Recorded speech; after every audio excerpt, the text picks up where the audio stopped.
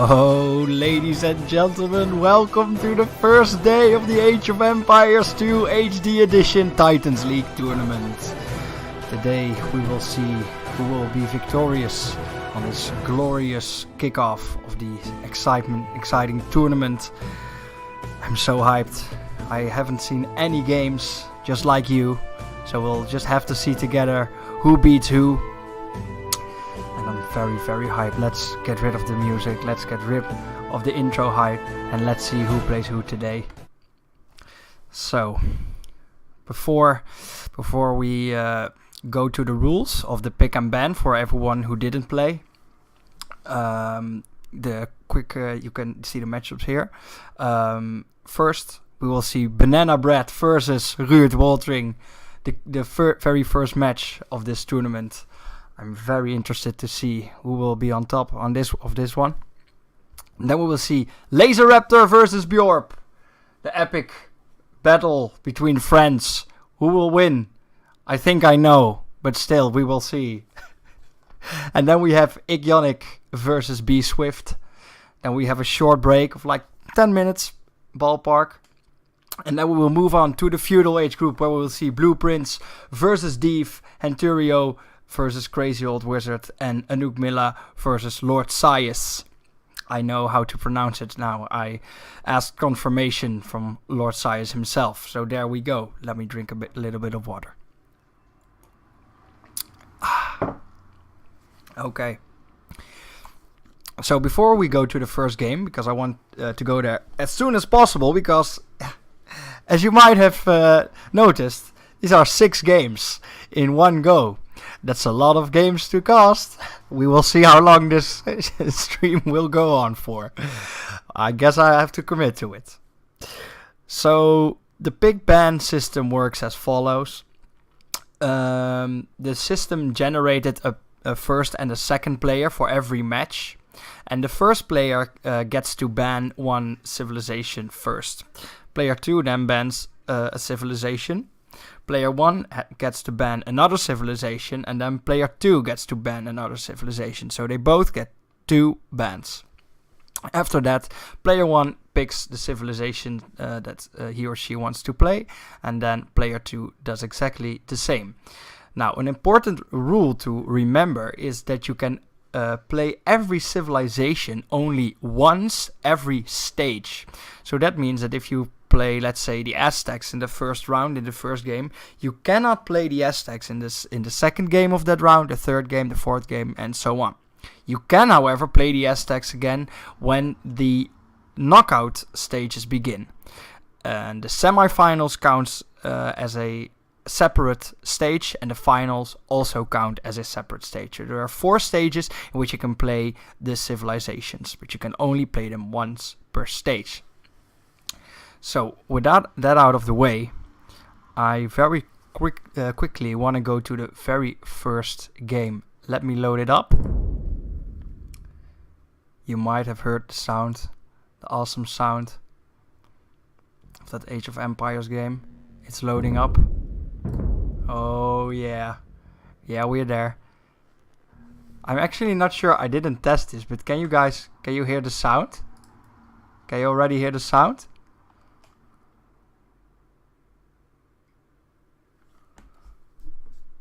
Can someone in chat help me out?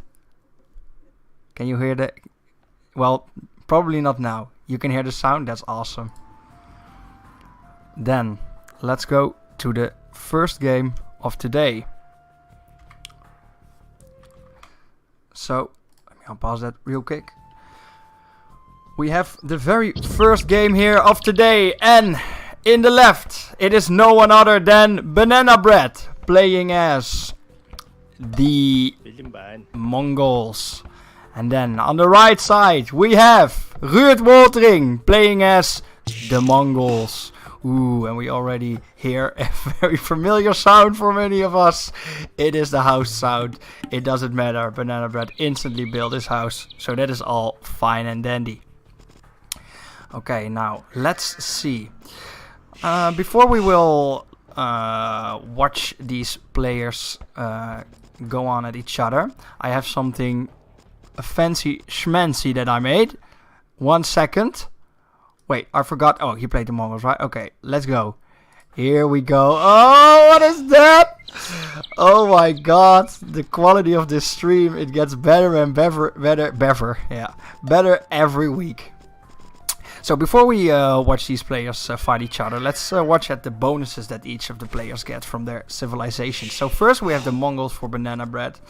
As we can see, the Mongols are a cavalry and archer civilization with better cavalry archers, better light cavalry, and hunters work faster. Now the unique unit is the very powerful Mangudai that will be unlocked once you build the castle, and that dominates a lot of land maps. Then you have the unique technology of drill, which makes your siege equipment go really fast and makes that good kiting with your mangonels that much easier. And then you have the team bonus of the Mongols, and that's that their scouts, light cavalry, and hussars have +2 line of sight, which actually gets you to gets you to see a little bit more. As you can see, the scout is scouting 2 tiles more than a normal scout would, which makes it easier to find your resources and all that good jazz. We can look at the Ruud thing here. He also has the... Oh, actually, it's not a really good comparison, because Ruud is playing the Mayans, and every Indian civilization, or Indian civilization I guess, gets a Eagle Scout that also has this good +2 bonus. So they both get that bonus, only the Scout Cavalry is a little bit faster, so he gets on top either way. So these are the bonuses for the Mongols. Let's go over to Ruud Woltering as the Mayans. 1 second. Oh, yeah, there we go. As we can see, the Mayans are archer civilization, and they start with 1 extra villager but 50 less food. Now, this makes for a very strong start in comparison to the other civilizations, and this is one of the reasons why Mayans are such a scary early game civilization. And we will see if Ruud Woltering can actually make use of this strength. We can see that he's dropping down a mill right here. Now, the other bonuses are that the archers cost less. 10% in the Feudal Age, 20% in the Castle Age, and 30% in the Imperial Age. And that's why Mayans are one of the strongest archer civilizations. You can pump out a lot of archers in the Feudal Age and Castle Age and Imperial Age too, but you can pump them out more in the Feudal Age than your opponent, and there are a lot of archer fights in that stage. So that's where they have an edge. We already see some shenanigans going on. Oh no, banana bread. Oh no, everything for the win, and look at it, they're very good, no idle villagers. We see that, there they go, play the sad violin. Oh no, there they go. Will the wolf eat them? They don't, but it would be funny, wouldn't it? He just stole 3 sheep, that's a lot of food. That is actually very good for the Mongols, because, well, actually they have faster hunting, and sheep don't count as hunting. They're actually a separate gathering source, but still, that's a lot of food to take away for a Mayan civilization. So Eric did some shenaniganry there. Okay, let's continue with the Mayan bonuses. The unique unit is the Plumed Archer. Very cheap, very fast archer unit. Most of the times you mass them up and then you shoot everything that's in the way. A little bit of combat going on right there. The Light Scout is going to beat that filly head to bits. Let's see, does he get the kill? I think he does. Did he get Loom? Yes. He upgraded Loom. Loom is the very first upgrade you get in your town center and makes your villagers tankier. Not this one though, he's super dead. So 3 sheep ahead and 1 villager ahead for banana bread. Actually, no, let's continue with the bonuses before I look at something else. So the unique technology is El Dorado, which gives you Eagle Warriors plus 40 health.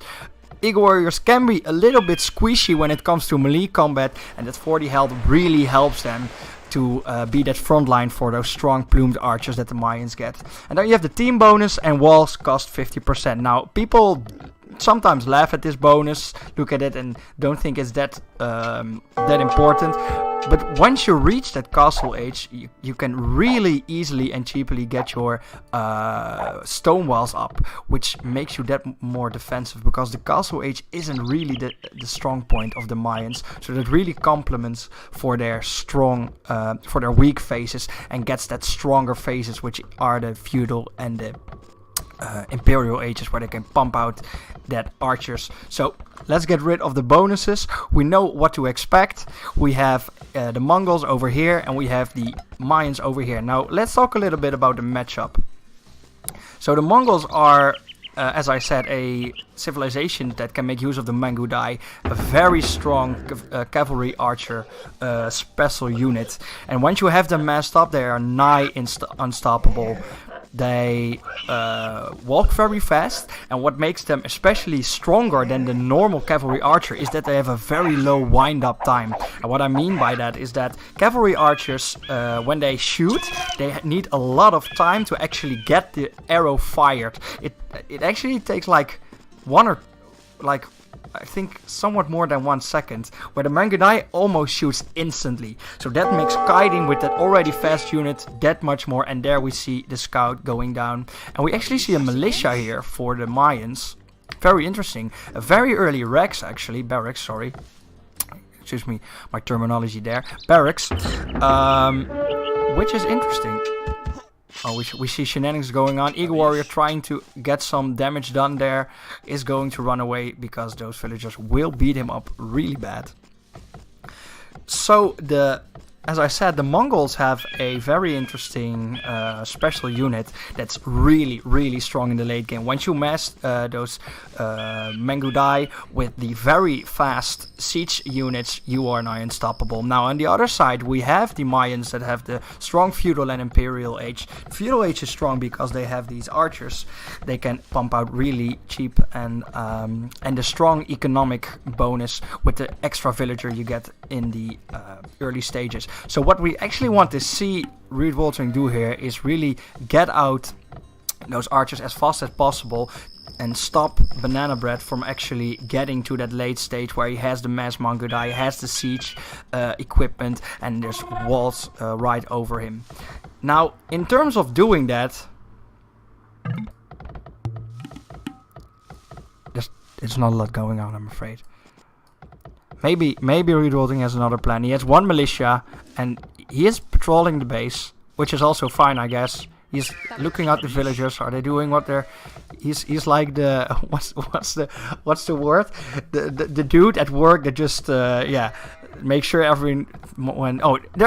watching the shores. That's actually a very interesting strategy there from Reed Waltering.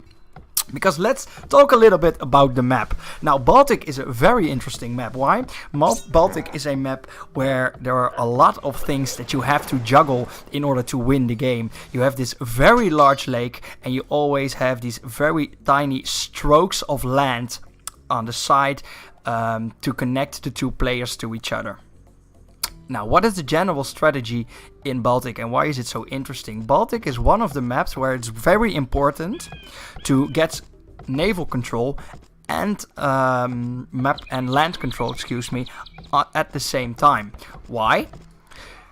Generally, what players do, and I'm very sure these players know that they're just not feeling like doing it, is you wall off these very thin spaces you see right here and right there.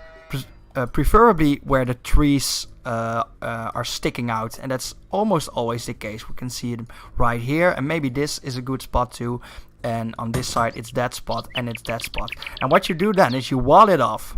You get naval priority, and what I mean by that is you are the strongest on the sea.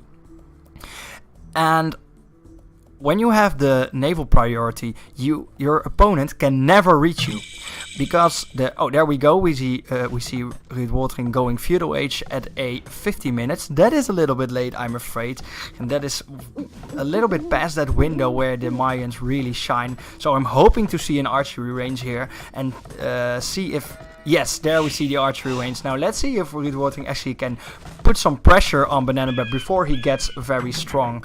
Now, Banana Bread is already doing the wall off, not at the point where I'd like to see it. As I said, I would like to see it right here rather than here, because this costs you so much more, and it actually does less than here. Why? Let me continue what I was saying.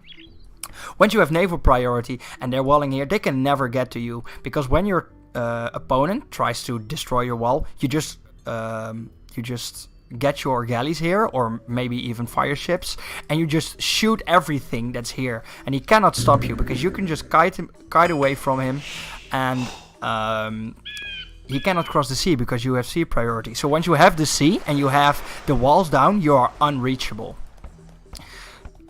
Of course, when you have really high map or land priority and you get late game with trebuchets and such, it is a little bit easier to break down those walls. But it's the early stages in Age of Empires are so important. I can say so much about the game, just what I said right now about the Mayans. Now that we have the general strategy of the map down and the bonuses, let's finally look at the players. We see a little bit of combat going on. We see that the Mayans, Revolting is trying to stop this villager from walling it off. He won't succeed. Oh my god, this is so painful. I cannot watch this, guys. Here. Oh, sheep everywhere. Why? Free food, boys. Free food. You have 8 sheep each. 8 sheep at spawn. Never forget that. Actually, I think Baltic has more, because the 3 sheep that spawned right here were extra sheep. So it could be 11. Excuse me. So let's see what the general strategy of the players will be. Now, Banana Bread is going for a stable, which is not a poor choice. As we have just seen, the Mongols have a strong scout cavalry and light cavalry and hussars, which you can make in the stable. So we might see some scout push coming out, a late scout push. 18 minutes is castle age time generally. But, well, both players are a little bit behind on timing, so it doesn't really matter. Here we see very painful things, idle villagers. It's very forbidden. Actually, we see a blacksmith for Ruud Woltering. Let's take a look at the population real fast. We have a 23 population for Ruud Woltering, and we have a 37 population for Banana Bread. That is a very, very big lead. Let's take a look at the villager distribution right there. Here in the right corner, we can see he has 13 lumberjacks going, 8 farmers and 10 miners, where Ruud Woltering is below on not below. What's the word I'm looking for? Behind. Thank you. Is behind on every single resource. Now we see a wall-off here too. As I said, the mines have very cheap wall-offs. So this is a cheaper wall-off than this. So I guess Ruud Woltering wins there. But still, it's so painful. You can just wall it off here. You can just wall it off here, guys. It's so much easier. I guess it...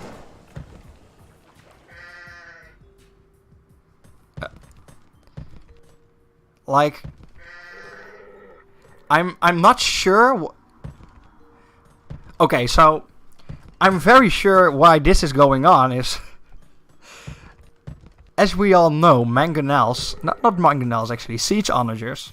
are capable of destroying trees. Now, if you destroy trees, and I'm not, by the way, not even sure if mines can make siege onagers. I'll look that up later. If they destroy trees, they can very quickly come here, and if there's no wall there, the base is wide open. I think Banana Bread's really onto something here, and just doesn't want to be arsed, and just drops down that wall right here. I mean, that must be why. I hope. Anyway. Let's see, we see an archery range that can pump out these cavalry archers. Let's see if he does. I hear a training sound that is over to revolting. We actually see archers now without upgrades, despite the blacksmith. Generally what you do if you drop an early blacksmith and you are an archer civilization, you get that good fletching bonus for the extra damage so that your archers can kite even better. Now, Ruud Woltering seems to just make these units for defensive purposes. We will see, and we'll see the exact same thing going on the other side. The scout trying to stop the wall off from going. Let's see if Banana Bread actually does that for buying some time. Probably not. He made the buildings, but he's not really producing any units. He made spearmen, which are very effective against archers. Kappa. And, well... Here we see a dead scout. So that is a dead scout for Banana Bread, and he will not be able to see a lot for Ruud Watering side. Now let's actually check what the side is of every side. Well, Banana Bread is going Castle Age. Let's go to that Fog of War. Now we see that Banana Bread has scouted the entire area, and he actually is making the wall of right now here. I like this much better. But what the problem is here, instead of building it where the wood is, but he didn't see the wood line. Oh my god, that's so painful. On this side, he did see it on that side. The problem here is that your ships cannot reach this place. So the whole strategy of walling this bit is a bit going awry. But that doesn't matter because it's Castle Age and Banana Bread is having a good time. He's 300 points ahead of his opponent and he is having a party in his base. He is having skirmishers, which I like a little bit more against the Mayans, and he has these spearmen. You never know. Mayans cannot make cavalry, so spearmen are useless here, but it doesn't matter. Let's see, look at Ruud Watering. Actually, Ruud Watering scouted very, very much more. He did see the wood line here, and he did scout a little bit of base.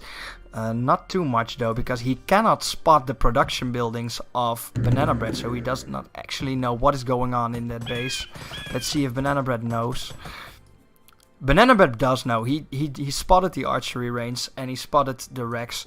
One range, one Rex normally signifies that someone is playing very defensive, because you can pump out the spearmen and the skirmishers for both counters. Spearmen for cavalry and skirmishers for archers, which are generally the two pressure comps that people will attack you with. And they found the sheep. The sheep will go to Ruud Watering, which somewhat evens the sheep count. But still not really much going on. We see that Banana Bread has started farming, and we see a town center going down. Now, the elite that Banana Bread already has will only snowball even more. Now that he can make town centers, Banana and Ruud Watering cannot. That means Banana Bread can soon pump out more villagers than Ruud Watering can, and that is, of course, a very important thing to do. Because more villagers means more economy, and more economy means more units, and units is the thing you need to win this game. So we will see how late Ruud Watering will get Feudal Age. It's minute 27. That is a bit late. That is a bit late to be Feudal Age and not do anything. He made the units, but he's not using them, and that is so painful, because it is at this stage that they are so powerful. If he just used these units to walk up here and try and harass this army, because this army is very weak. He's making camels, which are also useless against the Mayans, so this army would actually lose versus this army, but it's just not attacking, which is painful to see. But we will see once Banana Bread attacks, if he attacks, if the army will hold up. We will see a castle going down, defensive castle placement of Banana Bread.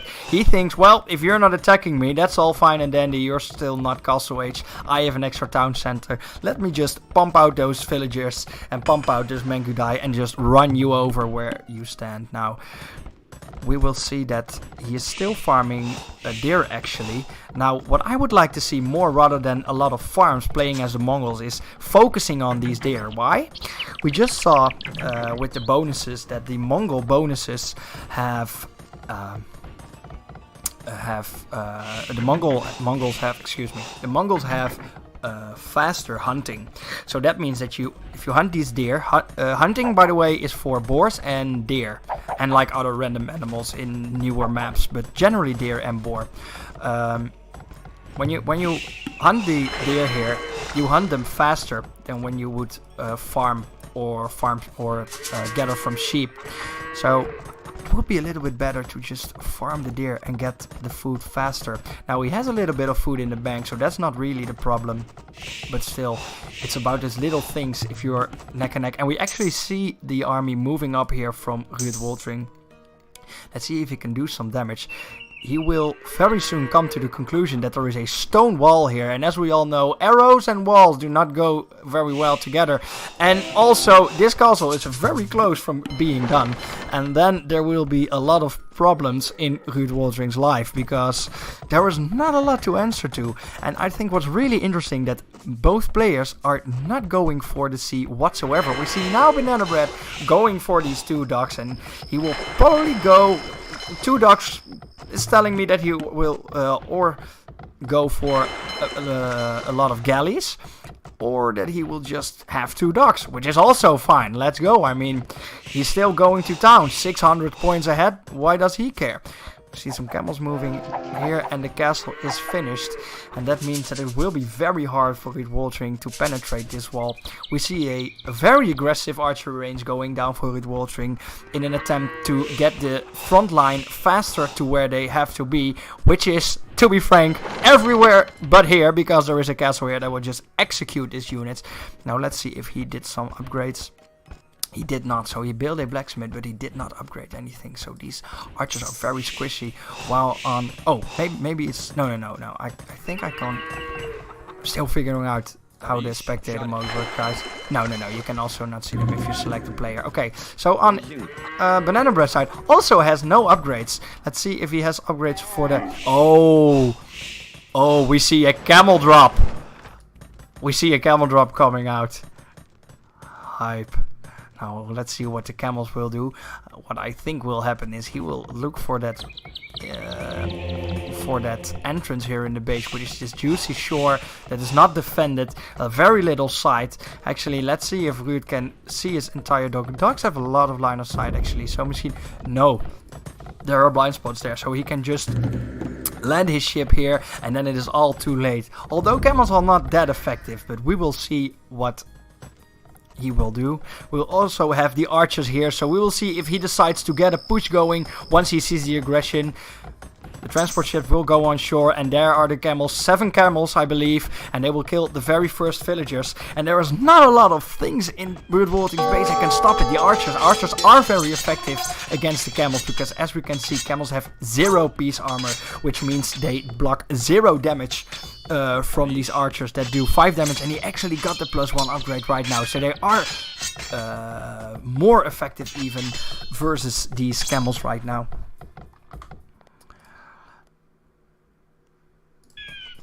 Let's see, I just swapped screen real quick. And we see here that the camels will attack the villagers, and that will lead to a even bigger lead for our Banana Bread. He will just really track back with these camels and get some archers that are isolated over there. Meanwhile, Ruud Woltering is thinking, that's not happening to me twice. Fuck those camels. I'm walling my army in, and I think that's a questionable strategy, but the strategy he's using nonetheless. Now here on this side we still see a lot of pain.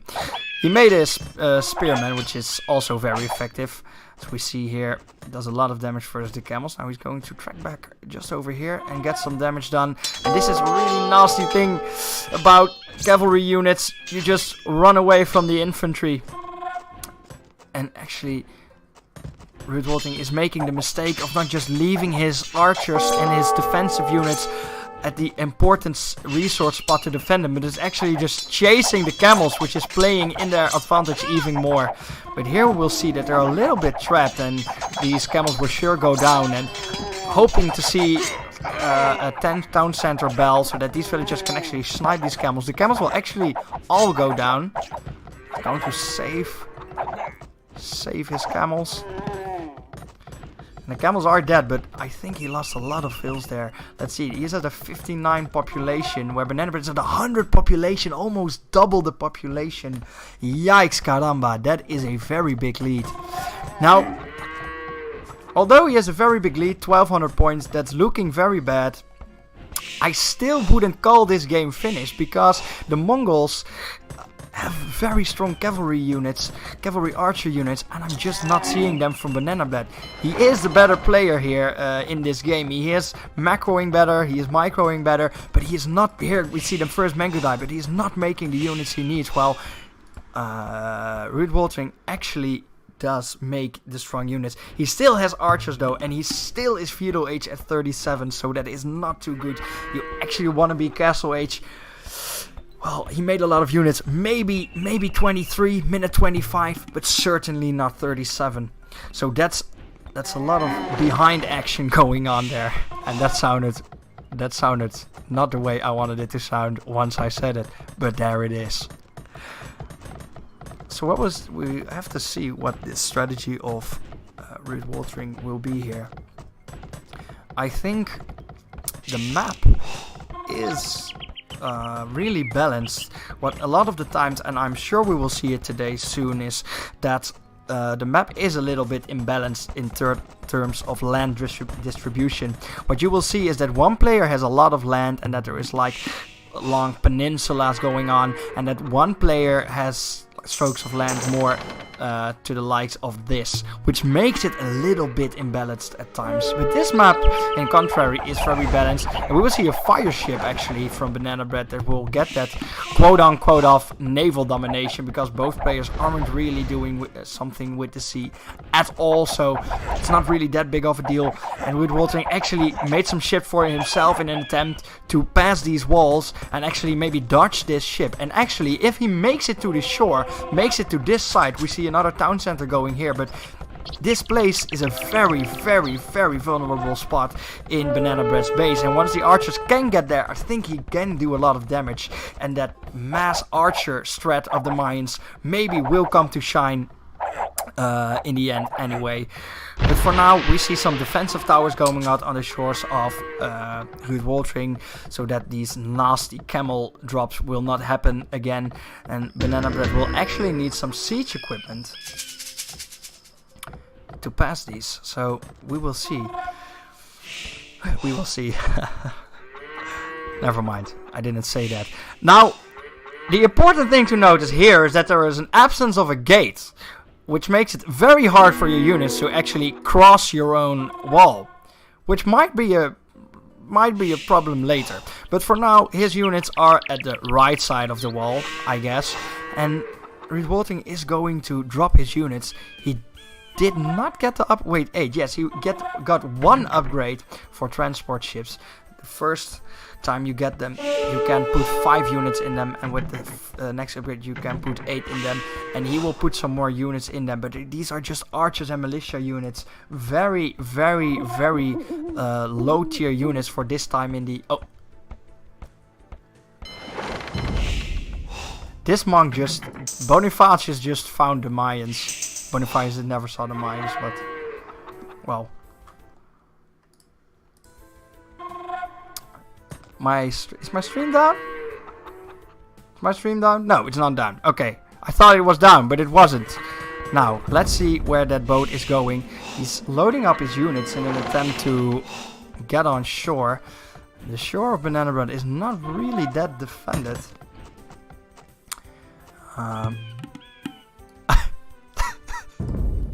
Now Boniface is having a really hard time getting that relic, and I think that we just found out the plan of Rude Waltering, blocking off that relic and blocking off all that gold.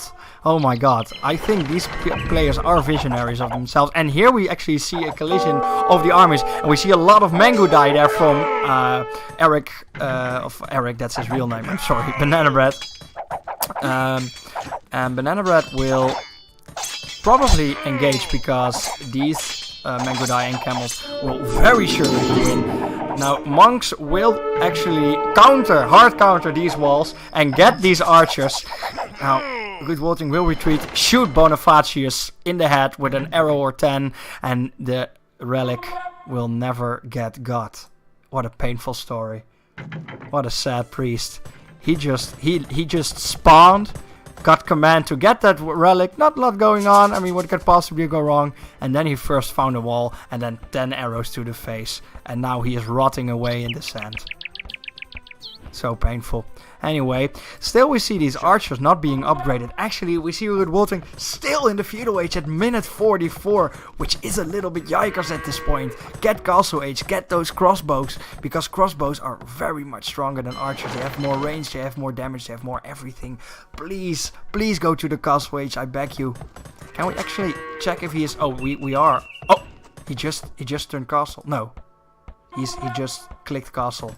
Minute 45. A little bit late, but that's what it is. So Ruud Wolting will go castle age here. He's 3,000 points ahead. His opponent just doubled him, which is a little bit painful. But still, I stand by the fact that not all is lost, because the units that Banana Bread has are not necessarily better. The camels are not of much use versus all these archers. But we will see Eric going for the initiative nonetheless. I'm not actually sure if he sees these towers. He does know there are towers right there. He has some fire ships going here to protect his drop. We will see if it goes the way he wants to. We have some feudal age guys going here. But yeah, we see that they actually drop, that the towers don't really do that much, and we see Mangu Dai actually now entering the base of Ruud Wolting, which is very big trouble, because Mangu Dai kill villagers really fast, as we can see here right now. And now you can see what I'm talking about. These Mangu Dai are shooting nearly instantly. Now, the archers are going to attempt to stop this push from Banana Bread. And Banana Bread will actually look for villagers to kill, which is really hard. Let me drink some water. I'm choking. Oh, there goes the town bell. And actually, Banana Bread reaches Imperial Age before Ruud Wolting reaches Castle Age, which will be even more trouble. There he goes, actually getting that Castle Age. And if I was Ruud Wolting, I would very quickly now upgrade these these archers to crossbows, because that's a very better answer. It's not the best answer versus Mangu Dai, but in this situation it's probably the best he could do. So let's see if he actually does that. Now these archers will get absolutely decimated by those Mangu Dai. Look at that. Look at the might of these Mangu Dai. What a unit. Once you have, like, I wouldn't call these mass Mangu Dai, but in relative numbers, these are a lot of Mangu Dai, and they will just absolutely decimate this army. Eagle Warriors have a lot of piece armor versus the Mangu Dai, but this is just too much to fathom for Ruud Wolting, and things are going south very, very quickly. It's painful. Ruud Wolting is in a world of hurt, I'm afraid, and his army is still here. He has a lot of archers, but they have a +1 upgrade. They have pierce armor, which helps a little bit against the Mangu Dai, but there are no crossbowmen here, so they won't do that much. And I don't think that I can see if he is upgrading them. Let me check. I can see the production line, so that probably means that he is not upgrading them. And we see some spearmen here, but spearmen are very, very bad versus Mangu Dai. Why? They're too slow. And Mangu Dai actually do bonus damage versus spearmen, so they do more damage and they just kite you to death. And as we see here, it didn't really do much. He actually didn't kite with his Mangu Dai, but they won nonetheless. And here we see that Mangu Dai hit this house very much. Don't really mind getting executed by these archers, but rip. Well, that's painful.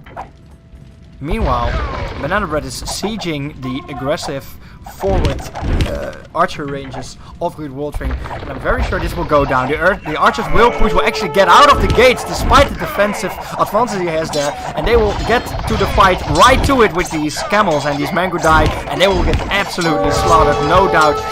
When you don't kite and when you have no upgrades, these units will absolutely get destroyed, which they will. There will the archery units go down, and I'm very sure that this game is really close to over. It is a pity, really. There was a lot of potential there, but it just didn't get utilized. Now, that was the forward camp of Banana Bread, and we will see what he will do with this Mangudai. He has complete naval, complete land domination at this point. He actually found the relic that Bonifacius once tried to get, but never could. And we will see if he gets it nonetheless. Actually, will push with his trebuchets and get these nasty towers out of the way. He put his villager in the tower, so I guess he really wants that villager to die. Well, there he will one-shot the first tower. The camel will actually die because he's trapped in Ruud master plan walls. Meanwhile, in Ruud base, there is some rejuvenation going on. He's building a defensive castle exactly at the point where I said that he would probably drop his towers. Now, that is a lot of damage. Now, that is a, I would say, pretty well-placed castle, but at this point, it doesn't really matter anymore. Banana Bread is so strong, he is so ahead, and as I said, Mongols are a late-game beast. And Banana Bread is now not even making the siege equipment, which makes them even stronger. But he has Mass Mangudai, a unit that's very frustrating to play against, especially at this stage when you do not have the archers or, well, anything really. Let's see if there are any units. Ruud still has units, and he did make the crossbowmen. Minute 53, he did make the crossbowmen, so that is a decent answer right now. He needs a lot more, and he doesn't really have the resources. Well, Banana Bread, he is drowning in wood and in food, so that is going very well. Now, I do not like to say it like this because I want to keep things exciting, but this is just a matter of time, I'm very sure. Ruud has to pull off some really good micro here to actually win this. And he needs to make more units, because units is how you win the game. You need units, villagers and units. Well, I guess villagers are units, but you get what I mean. We will now see a land push going down for Banana Bread. I think he spotted the castle. He did spot the castle, though. He actually knows that the shores are very well protected.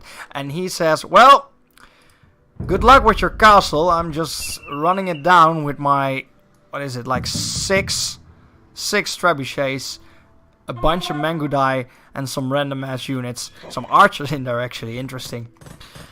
Now, this will be a problem for Ruud because he is trying to get the last gold, and the gold positioning is very unfortunate in this because the gold's, well, I wouldn't say forward, but on the siege side, that he will get denied all this gold. Luckily he has some gold here, so he can move his villagers down here and keep mining that gold, but to be honest, I doubt if he will do that. I doubt it. We will see. We will see what will happen. This siege will go very fast, and I'm very sure that this will be the very last minutes of this game. The only units Ruud really has are these archers and a couple of eagle warriors. As I said, they are a pretty good answer to Mangudai because they have 2 pierce armor instead of the 0. Oh no, he upgraded them. They have 1 pierce armor, but nonetheless, they will get decimated. So the town center will get nearly one shot. The eagle warriors will attempt to go around and attack these camels. You don't want to attack camels. Oh, you have to use them as front units for the crossbows. Now he's actually doing this pretty well, and he's standing behind his wall to protect his units, but the army is just not doing it. It's too little, too late. He doesn't have the upgrades to counter this. He doesn't have the numbers, and there we will see the GG well played and the resign for Ruud. And with that, the first game will go to Banana Bread, and he will lead this group with 1-0. Now, the game took nearly an hour in-game time, which is 45 minutes. I'm really good at maths, guys, don't worry. It's like 45 minutes in real time, and it's a lot of time in which Ruud had a lot of chances to actually get the lead on the Mongols, but they just didn't. And the Mongols got the Mangudai, they got the trebuchets, he got the naval priority, and with that he won the game. It's as easy as that. So congratulations to Banana Bread for winning the very first game. And congratulations to his first point. Now that is a very nice place to be in and get the first points in. Now let me exit this game and actually... Oh, we can actually look at the screen. We can look at it. It's a little bit... I now realize that the nice logo that I made will not be as flashy because it's in an awkward spot. Yeah, there we go. But, well, we just have to do. We can look at the stats real quick before we move on to the next game. We see that Banana Bread had a lot more units. Well, that was evident in the game. He has a lot more buildings raised. We see that the resources that got collected, he is more than doubling, even tripling it sometimes. So that also signifies that this game was absolute domination from Banana Bread. Here we see the feudal timings, 12-minute feudal time from Banana Bread, which is a good time. It's a very good time. Judging at what he did, it could maybe be a little bit better, but for how long Banana Bread is playing this game, I guess that's a really good time. Minute 14, also a good time for how long he's been playing, but a little bit late when you're not doing much of anything. And then the castle timings, pretty good castle time then from Banana Bread, and this is just something I'm not going to talk about. Map explored, pretty good. Research count, a lot of more research there. Not really interesting. And here this, ooh, yes, this is what I was expecting. 125 villagers. That is a number that you would like with the Mongols, maybe even more. Maybe you even want to go to 130, 140, because these Mengudai and the siege equipment is really expensive. You want to replenish these units as, not replenish, what's the word I'm looking for? You want to replace these units as soon as you can. So 125 is good. But 39, that's painful. That's a little, very little. Yeah, well, here in the graph, we also see total domination for Banana Bread. I don't think there's a lot to say there. Very well played from Banana Bread. Banana Bread. Very well played. I'm very curious to see more of this player, to look what he has got in store. I would expect this to be more close, to be honest. Rude Waltering is a experienced RTS player. Banana Bread not so much, not that I know, but he did play more Age of Empires than Ruud did, and that advantage is bigger than I thought. I guess Age of Empires 2 is a pretty complicated game. So yeah, really surprised. It was actually pretty good from Banana Bread. So let's see, next week he will play B Swift, and we haven't seen B Swift. We will see him in a little bit, so I'm very interested to see that game, and then we can theory craft some more about who will win that game. Now, without any further ado, I want to move on to the next game real fast, because we still have 5 games to go, guys. Let's load up Laser Raptor, if that is a Laser Raptor, versus Bjorp. Now, let me go to the Reaper. Oh, that loaded very fast. Huh. Funny. Let's see here. I cannot find the... Yeah, there we go. It's loading up the game.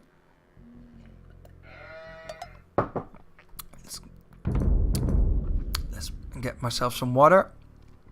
And let's go to the game.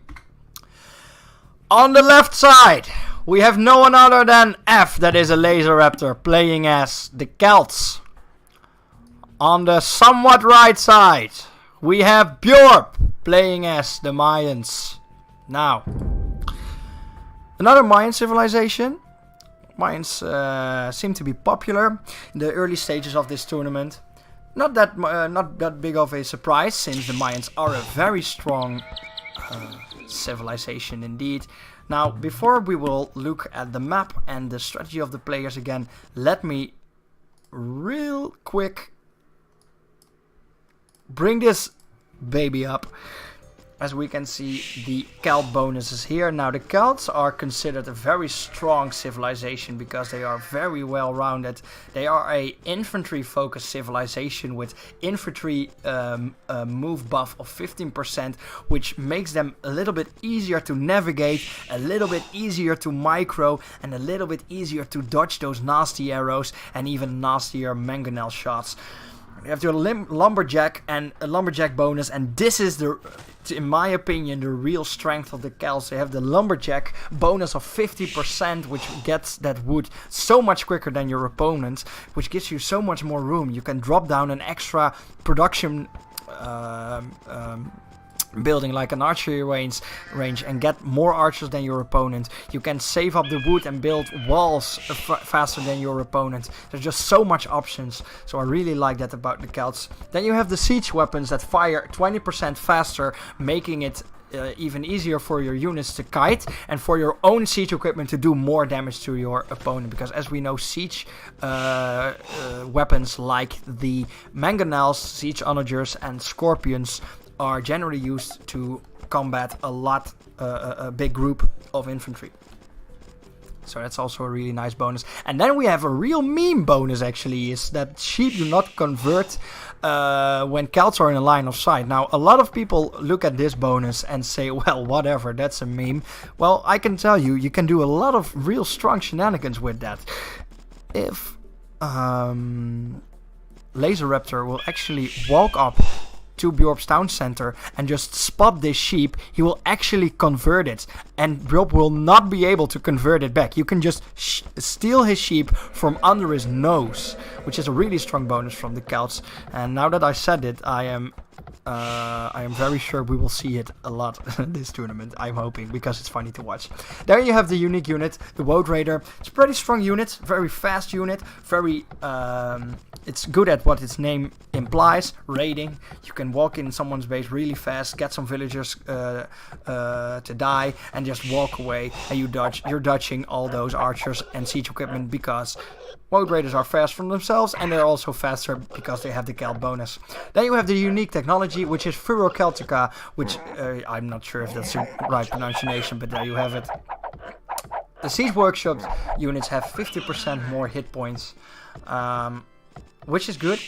Which is really good. It's more health, obviously, but that means that when your opponent is countering your siege onagers with, for instance, archers, you can take that much more shots. And it actually means that if you have a onager versus onager fight, your Celtic siege equipment will survive one shot more, which gives you a huge edge in these situations. So also a really good bonus.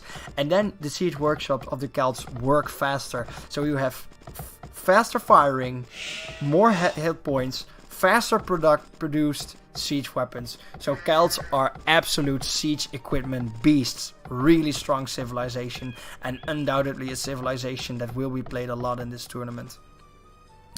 Now on the other side, we've already seen them, but I will show them nonetheless. It is the Mayan bonuses. So the Mayan are a archer civilization. We'll not go through all the bonuses once again, but very quickly, as we saw in the previous game, you have an extra villager, which gives you that stronger early game, and cheaper archers will get you to pump out those archers faster, not faster, but more in the same time than your opponent if you just drop down that double range and just get more archers, which your opponent really can't if they are playing exactly the same in terms of economy.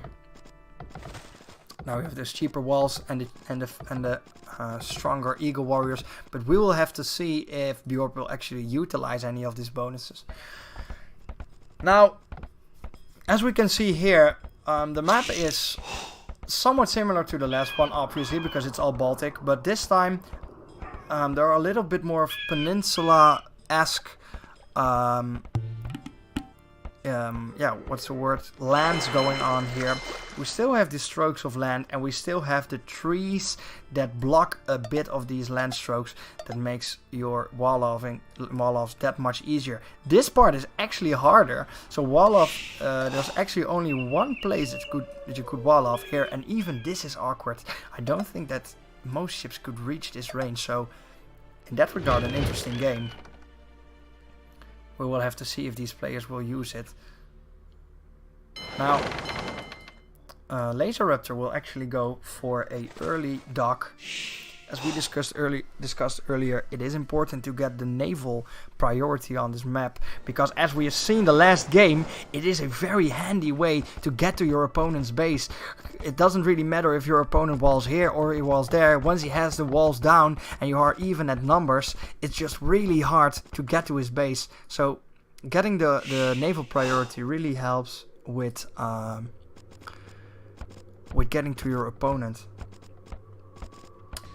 Why can't you sub? I'm reading the chat right now. I'm not sure. I'm really new to Twitch, and I'm not sure if if I have to get verified or something. So if someone that's good with Twitch knows how I could do that, that would be really helpful, because I really want people to sub if they want, because of course I want to keep doing this. Well, continuing with the game. So naval priority is really important here, and we will see if Laser Raptor will actually go for naval priority. Here we see something really smart.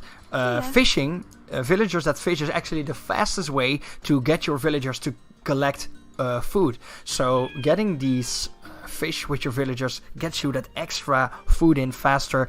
It would be maybe a little bit better if he placed his farm here in between the deer and the fish, so he can farm them both a little bit faster, but I guess this is okay too. Now here we see the dogs from Bjorp, so they both are going one dog right now, and yeah, we will have to see if one of them is going aggressive. It's minute 11. That means that Feudal age time is right around the corner, and I'm correct. Laser Raptor is going Feudal, and Bjorp is actually also going Feudal. So these players are a little bit neck and neck at this point, and we will have to see if that translates into a closer game. Now, Laser Raptor will be earlier than Bjorp, which means he can produce these galleys, and he will actually make use of that early Feudal, and he will pump out his first galley as soon as possible. So we will see. That is a laser. Ooh, I told myself not to say his name out loud, and I did. The stream is gone. Bye monetization. Bye dream job. I'm done, guys. Well, I guess I'm fucked now either way. Fuck, that is a Laser Raptor. We'll have the sea domination there, and we will see if he utilizes it. Now here, this is exactly what I'm talking about. Now he will walk away with the scout, but if he didn't, that sheep will be for the Celts forever, which is hilarious. People really get angry over that, and that's always funny. Now here we see the first galley of Laser Raptor going down. Still no Walla from either player, so they're pretty vulnerable on land. Pretty surprised to see that, actually. And there we see Bjorn Feudal Age. That's like a minute or two maybe behind his opponent, but still a pretty okay-ish time. He is not making galleys though, which is a problem. And let's see if he has the resources to. He does have the resources to make a galley, so he really should. He's actually making fishing ships, which is... Oh, I didn't see him making galleys because I wasn't on his observer, by the way. But he wasn't making them either way, so that doesn't matter. He should, because these are just going to die. There's not much he can do about that. And that will mean that Laser Raptor will have that economic lead early on, and also that naval lead. So really good stuff there from Laser Raptor. Points, he's like almost 200 points ahead, which is okay, not too much.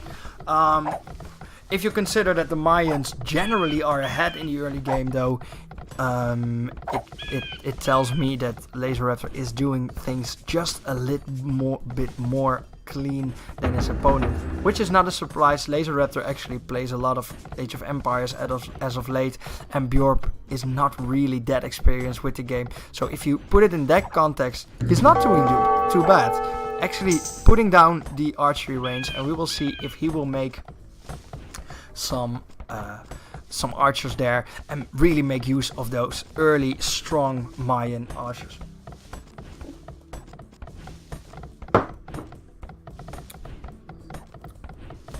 So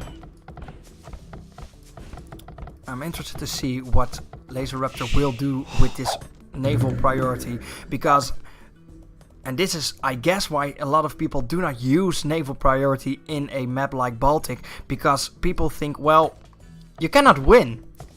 You cannot win with naval priority, which is kind of true. You cannot kill your opponent, but you can use that to win the game. In a lot of ways, you can secure the strokes of land and make sure he cannot pass the sea and the land. You can use it to just get your villagers to the other side, or you can just use it to deny all this food. Look at all this food here in the sea, all kinds of resources to be collected here. And that's all because you have naval priority. So it's not a way to actually kill your opponent, but it's a big help to have that naval priority. And we'll actually see Bjorn not making any galleys, which will cause all these fishing ships to die, and will cause all these fishing ships to just have a free sea to fish in as long as they want and to get a lot of food. And in terms of resources, this will probably translate. Yep, he does have a lot more food, and you cannot actually see the income rate here, but I can promise you that it's a lot higher than Bjorp's. Stables going down for the Celts, absolutely no problem. Reason why the Celts are that good is because they are so flexible. You can do just whatever. The faster lumberjacks means that they can build more galleys because they can gather more food. But you can also just place a stable and maybe another stable. You have the wood for it, and just pump out the units, which makes you very unpredictable, which is in a strategy game like Age of Empires a really strong feat. Something that the Mayans really lack. Mayans are strong, but they're linear. They have archers, really strong archers, and that's right about it. I guess they have okay monks, but in their naval tree, they're not really that strong, I recall. They don't have cavalry at all, and their infantry is okay, but not really something to write home about. So we will have to see what will happen. He's actually making them archers, one at a time, which is okay. We see Laser Raptor here getting housed, which is painful. He's going double stable, just as I said. You just have the wood for it, so why not?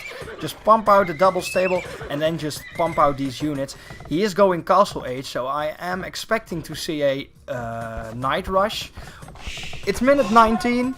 Which is a little bit late for a standard night rush, but considering that there is a sea with all kinds of units in here, it is not too strange to see. Now we will see a forward mill for Bjorp, and just getting these deer really neat, because getting these, oh my god, Laser Raptor! For the love of everything, get your sheep. I'm pretty sure he counted his sheep. I'm pretty sure Laser Raptor knows he has 8 sheep at spawn, and he just thought he collected them all. But he didn't. My kill. Why am I just saying random Dutch words every time? I'm not sure. My throat is getting a bit dry, so I'm drinking more water.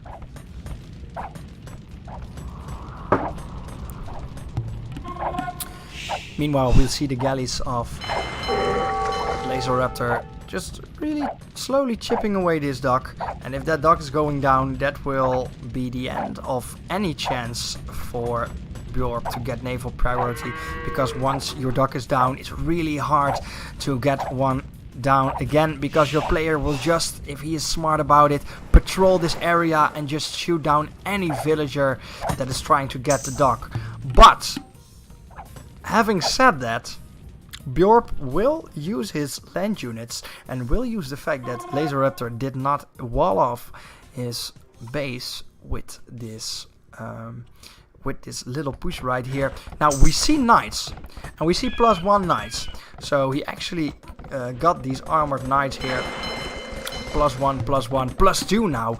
He has the double armor upgrade, which makes them very strong against these archers, because it means 2 + 2 is often 4, which means they block 4 damage for every archer shot. And as we can see right here, archers have 4 damage.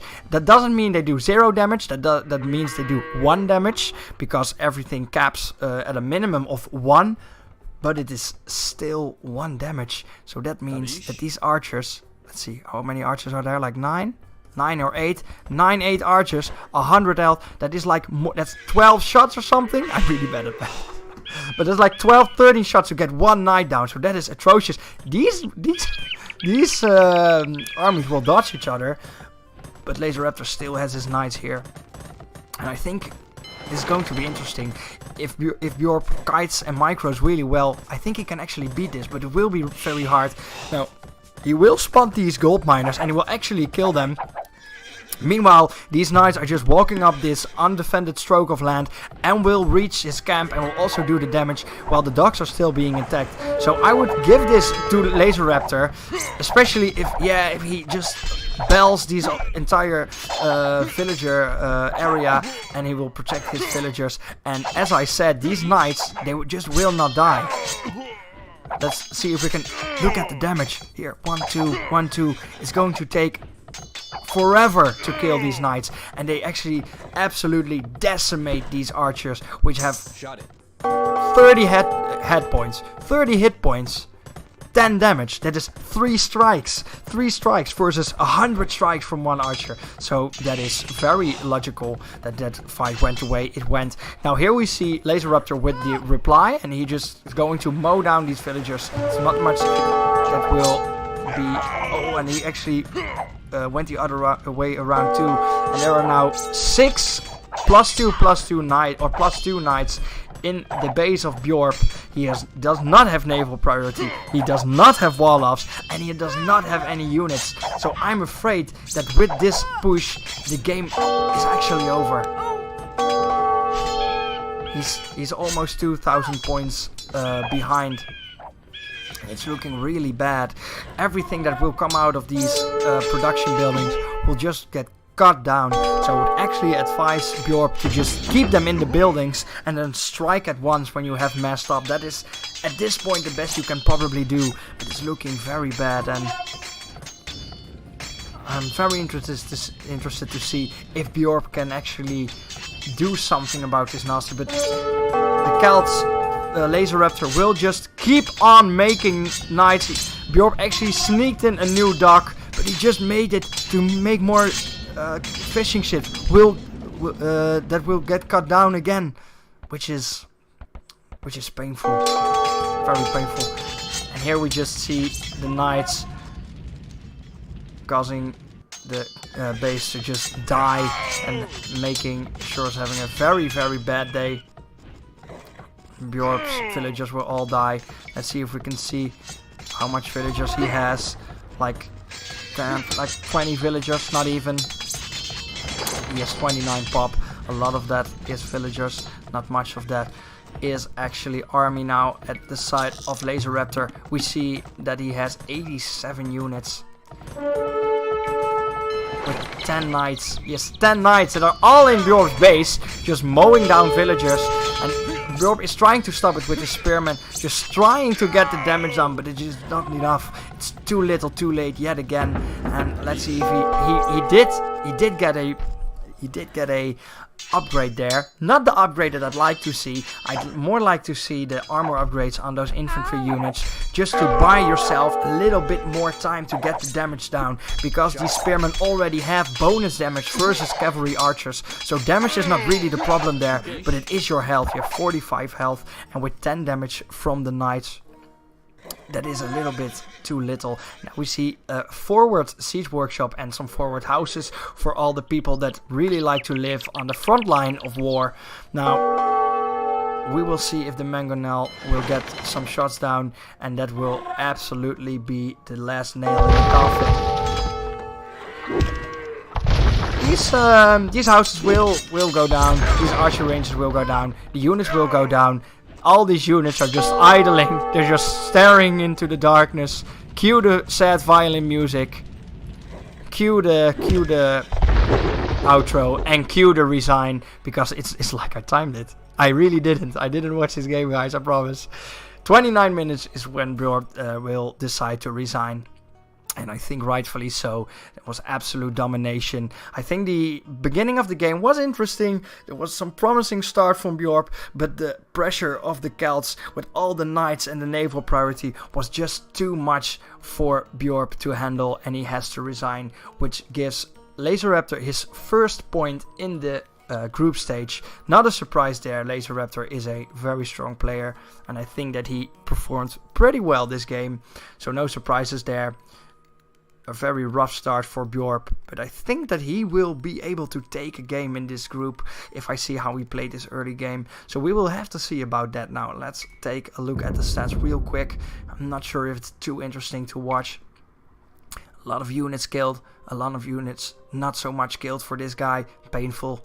Buildings raised, not too interesting. Largest army, it is close, but here we have to consider that there are a lot of resources put in to the 13 of Laser Raptor, where the 15 units of Bjorp are just cheap spearmen and archers. Now, on the economy side, just absolute domination. Food and wood collected a lot more than his opponents. And the feudal timings, not too shabby. 11:20, 11:24. That's a good timing. And not too behind is 12:50 for Bjorp. Yeah, villager high, ouch. 91 against 35, yeah. Here we see that Laser Raptor is just that much more experienced and just was able to handle the pressure of the attacks and just keep his economy going at the same time, and that was just a simple outclass, easy as that. Here we see that he has a lot more units, but this graph does not take resources into account, only numbers, so do not get what's the word I'm looking for? I lost my train of thought. Do not get deceived. Thank you, brain. Deceived by this, because this is this bar is maybe more thin, but these are knights and these are just archers who got cut down, as we see here. So that was game 2. As I said, the beginning was promising, but at the end I think it was a simple outclass. And we will have to see if Laser Raptor is able to stay on top of this group, and we'll have to see if Bjorp is able to get out of this group. I am actually very positive about that. I think he can. And let me get the last game of the first block going there. It will be Igionic versus B Swift. I'm very interested to see this game. As I said at the draw phase, Igionic is a very strong player and one of the favorites to get first in this group and maybe just take the entire tournament. And B Swift is a player I do not know at all, so I'm very curious to see if he has the mechanics and the skill to match Igionic. Let's get to the screen. I forgot to give you guys the game screen. On the left side, as blue, we have Igionic playing as the Persians.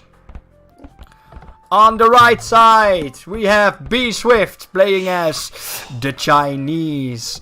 Now, as we are going through the games, we know now that I will put up the fancy schmancy bonus picture that I cannot find. There it is. Is that the right one? Am I? Persians. Yes, I got the right one. Very good, Max. Persians. So Igionic is playing as the Persians. Persians are a cavalry civilization that start with plus 50 wood and food, which gives you a little bit of more leeway in the early game to do that much more. Gives you more time. One of the things that I find really handy is Age of Empires is a game with randomly generated maps, and sometimes that means that your sheep spawn in very awkward spots, and it actually means that your sheep take longer to find. Now, this plus 50 food gives you more time to find your sheep, because the 50 food means you can make villagers longer without actually gathering the food, and that gives your civilization more consistency, and consistency is something very important in games like Age of Empires 2. So very good bonus for that reason and a lot more reasons, but we'll sure talk about that in some other point. Then we have the town center and times 2 hit points, which is nice. It means that you can just drop down a forward town center and it will not get shut down as easily as the other town centers. So interesting things you can do there. Dock, same story. And the work rate is faster. That's a really nice bonus. It actually just means that your villagers are produced faster and the upgrade like Loom is faster. Now that I think of it, and I'm not sure if anyone in chat can confirm this, do your timings, your age timings actually improve? Can someone look that up, or someone confirm that? I'm really interested to know that. I'm not sure. Do they improve? I would like to see. I don't know. But I do know villagers get produced faster, so that's really nice, because it simply means that your economy is just getting up faster. Then we have the unique unit of the Persians, which is the War Elephant. A very interesting, beefy frontline unit that you can just put in front of the fray and then get your other units to just damage them. Because, well, they're good at tanking and they have a little bit of splash damage. They're not the best damage dealers, so it's really a frontline tanking unit. Then you have the unique technology, which is Mahout, which gives your War Elephant faster movement speed, which is very useful because they are very slow, and it gives you more time to react to your opponent, to get your frontline going, all that good jazz. Then we have the team bonus, which is Knights have +2 attack versus Archers. Now, I do not really know what to think of this bonus. I mean, extra damage is Knights. Oh no, I cannot help myself. The extra attack bonus is Knights, but Archers or Knights are already very good against Archers, so it's just, I don't know about it, but that's what the team bonus is. And that's what we have to live with. So that is the Persians, a really nice civilization, really focused on the cavalry side of the game. I cannot show you the tech tree of the Persians, but I know that they have a lot of cavalry presence. They have late game camels, they have paladins, they have hussars, I believe. So they have the full tech tree, but a lot of good upgrades. So I'm very sure that we will probably see some cavalry coming out for Igionic this game. Now, for the other player, let's go to the Chinese. B-Swift playing as a Chinese. The Chinese are a archer civilization with a really strange start. They have +3 villagers, but less food to start with. And if you are not used to playing the Chinese, you always really get caught off guard when playing, because you cannot start making villagers. You have to start upgrading loom, and you really have to play that early game different. And I actually did not check if B-Swift actually played that the way you should, but it's a really strange bonus. That is, if you do not play it correctly, not even a bonus, but a penalty. But I didn't check, and I cannot go back to the game. So that's how it goes, guys. Life sucks sometimes. Then you have technologies that cost less. Really good bonus, in my opinion. You can get the fletching faster because you are an archer civilization, and archer pushes are something common for Chinese. You can get that fletching at a cheaper cost, which makes your archers a little bit more stronger. While I'm talking, you see the boar getting pulled there, and oh my god, okay, we see some micro going on there. I thought the villager would die, which is so painful to see on stream. We wouldn't want to see that. I'm missing some. Yeah, I thought I'm missing some villager. 18 villagers for B-Swift and 22 for Igionic. Now, sure, he has more villagers because he is the Persians with a better working rate. But that is not the entire reason. It's also because B-Swift did miss some timings on the villager production there, I'm pretty sure. Without any further ado, the bonuses for the Chinese continuing there. The town centers support 10 more population.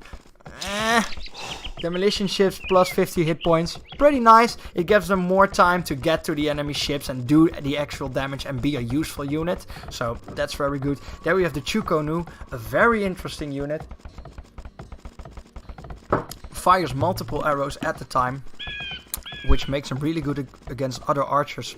It makes him really good against civilizations that have a lot of armor, because as I said earlier, you have a minimum damage of 1, and where other archers do only 1 damage, Chukanus do like 3 or 4 damage. I actually don't know how much shots they fire. I think 3 or 4. So you do a lot more damage in a bad situation. Which, I mean, it's not a situation you want to be in the first place, but once you are there, and a lot of times in Age of Empires, you are in a situation you don't want to be in. Oh my god, this is going to be a party. He's attacking these villagers, but I'm not sure if he should do that. A little bit more reaction time, he should have killed that scout there, but he didn't. Then we have the unique technology, rocketry, extra attack for the scorpions, and for the scorpion and the Chukonus. It's really nice. gets your range damage up very good. And the team bonus is plus 45 food, which makes your farms a little bit more efficient than other civilizations, which is not actually a food bonus because you do not really get more food, but you just it's a wood bonus rather, because you need less wood because the farms last longer. So it's more a wood bonus, a food no, I said it right, a wood bonus than a food bonus, and an interesting one. More wood is also always nice, because wood is a very high priority resource, because it is required by a lot of things, buildings, archers, upgrades, all that good jazz. So that are the bonuses of the Chinese. Let me just get back to that screen.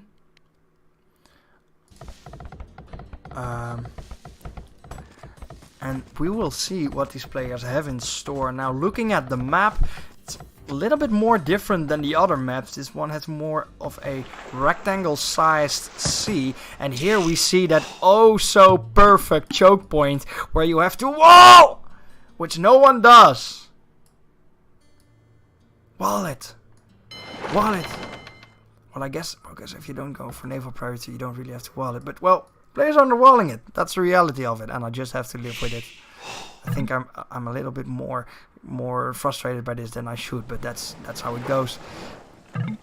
We see the good choke points there, they good wall off, and we actually see a dock for B Swift, and we see a Feudal Age from Aeonic and a holy moly for B Swift. Losing a little bit of confidence there, and we see that B Swift is focusing on wood very much, is very much planning to get that naval priority out, I'm pretty sure. And I like it. He's making fishing ships, and he's making the resources to make sure to protect his fishing ships. So in spite of the holy moly, I think what he is going on here is not too shabby. On the other side, we see Aeonic here that has actually placed a lot of early farms there. He still has a lot of deer here, 8 deers. That's a lot of food there that you can collect without spending any wood. So I'm interested in the fact that he actually went farms that early. I'm actually not sure why. I'm not sure why he did that. He got an early blacksmith, and he did not get upgrades. +2 is the bonus you get when you get Feudal Age anyway, so no upgrades there. Idling villagers, painful to watch, and a house for B Swift. Let's see. So, as I said, Aeonic is going for early farms and has racks, and is just looking to get his economy going as fast as possible. It's at a 30 villager cap. He just built a house, and B Swift's actually at 40 units. A lot of these units are actually fishing ships, and second dock is going down. Aeonic actually not a dock, so I'm very interested to see how that goes. He's just not going for naval priority whatsoever, and if B Swift starts making these galleys in the Feudal Age, which he really should start clicking up to, he has 300 food, so it's a little bit more time before he actually can get there. We will see probably naval domination for B Swift, but because he is not walling off the sides, it doesn't do anything. Your naval priority is useless, because your opponent will just walk right up here and just attack you, and you do not have a units because you spend all your resources in fishing ships and galleys that cannot attack. Sad face. Now, also B Swift is electing to start some farms instead of getting the... Wait, did I get memed? Oh, I thought that was a boar. Never mind, I thought that was a boar. But there are, regardless, there are sheep here. And I'm pretty sure... No, I'm just blind. Well, oh, here are deer, here are sheep. A lot of food that he could have gotten without pushing the farms, which is an odd choice, because he wants a lot of wood, as we can see. He really likes his wood, and he's using it to build farms, which he shouldn't. So that's Meanwhile, we see something pretty yikes. we see that Igionic is Castle Age, and B Swift is still not Feudal Age. He's actually clicked up like 30 seconds ago, but he is Dark Age, and Igionic is making Knights. Now, as you know, Knights are very good against Militia, and they're even better against Villagers. So what we will see here probably is a little bit of the same, actually, in the last game, and that is just that people are just not walling off and not responding to what their opponent is doing. And these Knights, they don't have upgrades, but they are very strong. And I am not seeing any units whatsoever for B Swift. And units is something really handy in this game. You actually need them to win the game generally. Now here we see a interesting wall. Of course, when your army is walking up to attack these villagers and it are melee units, they actually have to walk around it. So this wall is exactly placed here to buy some time for your opponent. Very 300 IQ plays here from B Swift. I like it very much. Yeah, just amazing gameplay. Meanwhile, we see that the fishing ships are just... I wanted to say something, but I'm not going to.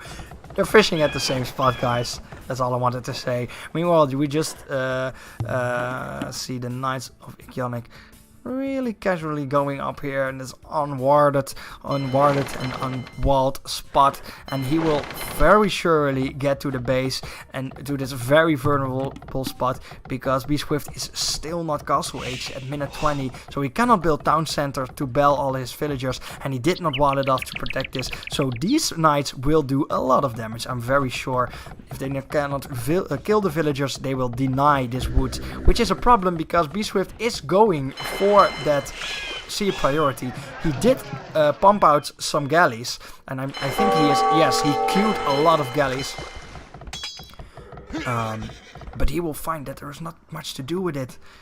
His opponent is not really prioritizing sea, and he has no reason to, because there are no walls. There's no reason to really get here, maybe for the food. But Igionic is already ahead. Not too much. 70 points, 80 points, which is okay, surprising, but I think it's because of the fishing ships that this is the case. And, well, B Swift is in a pickle. I'm not gonna lie, B Swift is in a pickle.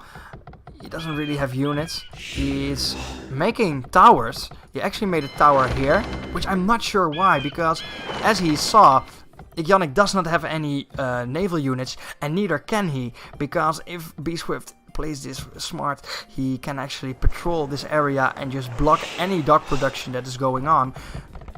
And this is not going to do anything. Igionic is not interested in destroying this, so I do not get this tower. And these towers...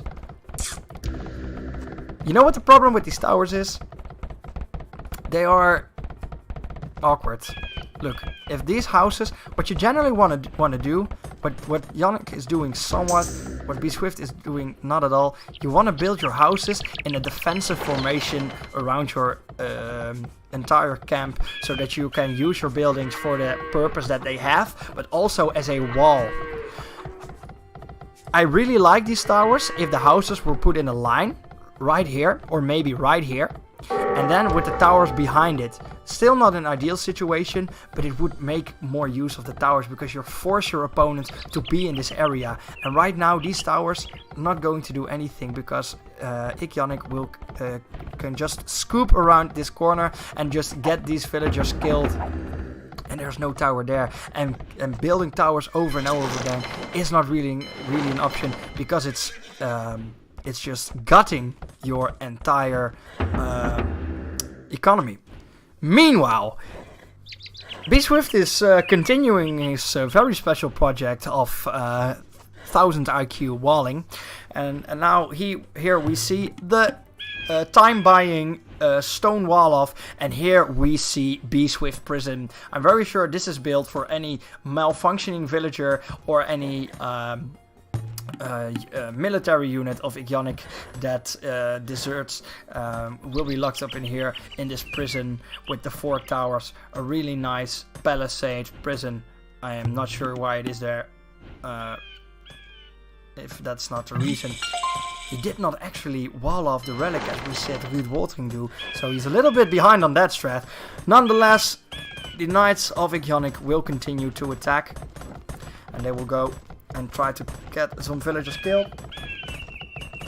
Now we actually see Be Swift using the shape of his base to protect his villagers and wall this off. I like this. Buying you some time. Now you're forcing your opponent to actually walk past these towers. But oh, he did not get armor upgrades, but still, that is a lot of shots before these knights go down. So not a lot of problems there. Meanwhile, there is a scout there, and he's just not doing anything. He could watch what Yannick is doing. Watch if he's building any racks, for instance. But he's not, and that's how it is. We do see some transport ships for Be Swift. I'm interested to see what he will do with that. It tells me that he is planning on making some sort of drop strategy. Well, the painful thing is he invested so much time and energy and resources in Naval's priority, but he cannot use it. Well, he does, I guess, with the food, but the food's not helping because he's not really making any units here. You need units. There are knights in your base. Make units, please, and kill the deer. Did Yannick kill the deer? Guys, it's free food. It's walking here. It won't attack you. It won't even leave. They will eat this grass until, like, if you leave this game on forever, they will eat this same spot forever. It's actually, if you think of it, horrible, but that's the way it is. Free food, guys. Get it. It's really easy. It's minute 28 and they are both castle age, and my friends here are not doing much of anything. The knights are just here to put some pressure on Be Swift, which he succeeded in, I guess. Or 68 pop now for Be Swift, and there are 81 pop. There's 81 pop for Ionic, so a small lead for Ionic there, but not much going on. Now, in terms of leads, I will definitely give this to Ionic. He has more population, he has the land domination, and an opponent that did not wall off. So that means that it will be very hard for Be Swift to hold this off. And I'm interested to see if he actually gets a wall off. He really needs it. We see this town center here. It's a nice town center. It protects all the resources you're farming here. If you just bell your villagers, you see the farms are just protected, and the lumberjacks here are also getting protected. So good placement there. This is a little bit yikes. I mean, I don't know. Maybe if this was my base, I would have pulled these villagers and placed them here or there. But yeah, he doesn't. So I mean, why not? I'm most interested to see what's going to happen right here. It's some sort of side project Be Swift is pursuing, and I'm interested to see if it gets any upgrades, because, well, for the rest, not much happening. We actually do see a fire ship here from Ionic. He made a dock, and Be Swift failed actually to patrol these docks and stop him from contesting his naval priority. Now, fire ships are very good against these galleys, and he will have to run with them because there is absolutely no match. And that means that Be Swift will very slowly also lose his naval priority here on this map. Yeah. It's not looking good, guys. It's not looking good. Only 500 points behind. But slowly but steadily, Ionic is getting the lead. And there is not much to see for Be Swift that signifies that that's going to change. He does have the knight. He has a +1 upgrade. Meanwhile, Ionic has a +1 armor upgrade. I like that a little bit more. He does make skirmishers. I guess he does make that because he knows the Chinese are a archer-focused civilization, and he expects his opponent to make Chukonus or just archers of some sort at some point. And just as I expected, guys, the side project is continuing. We will see very soon what will go right over here. It may be another time buying wall off. we'll just have to wait until it's finished. I mean, if you have so much wood, you have to do something with it. Here we have some rams that will, well, not do much of anything. They will walk right up to here. They will probably attempt to kill that castle, but I'm going to promise you that that is a really hard job when there are knights just in front of there. So we will see how that will turn out. Yannick just farming it up in here, made some pikes, and is just going to scoop around this corner and then just build a castle over here already, and the side project is done and it spells SOS. I think B Swift realizes what kind of a pickle he is, and he wrote SOS, which is understandable. He is in a real bad situation because there are castles on both sides of his camp, and yeah, his opponent just produced the perfect counter to the entirety of his army, which is nice. Oh, the knights, they are here. They're in the ships. Don't worry, guys, I found them. Now, B Swift will actually make use of his naval. He still does have naval priority. He upgraded his galleys to war galleys that can be a little bit better against fire ships. Massed up, they are really effective against fire ships when you guide them. So the naval priority is again for B Swift, and he's now using it with the knights in the transport ships. I'm pretty sure that he will very soon, yeah, there we go, he will go to Yannick's base and he will find a spot to land and try to do some damage. So after 35 minutes, we will actually see some action in this game and look if someone can get on top of the other person. Interesting to see. I would definitely still give the upper hand to Yannick. He has 2 castles. He just completely walled in his opponent with strong defensive buildings and a lot of powerful units. He is making war elephants, and there is still not much of an answer from B Swift. So once these enemies, these units will start pushing to B Swift's base, it will be a very short time before they actually do some damage and kill the base. That sentence went really smoothly, I know.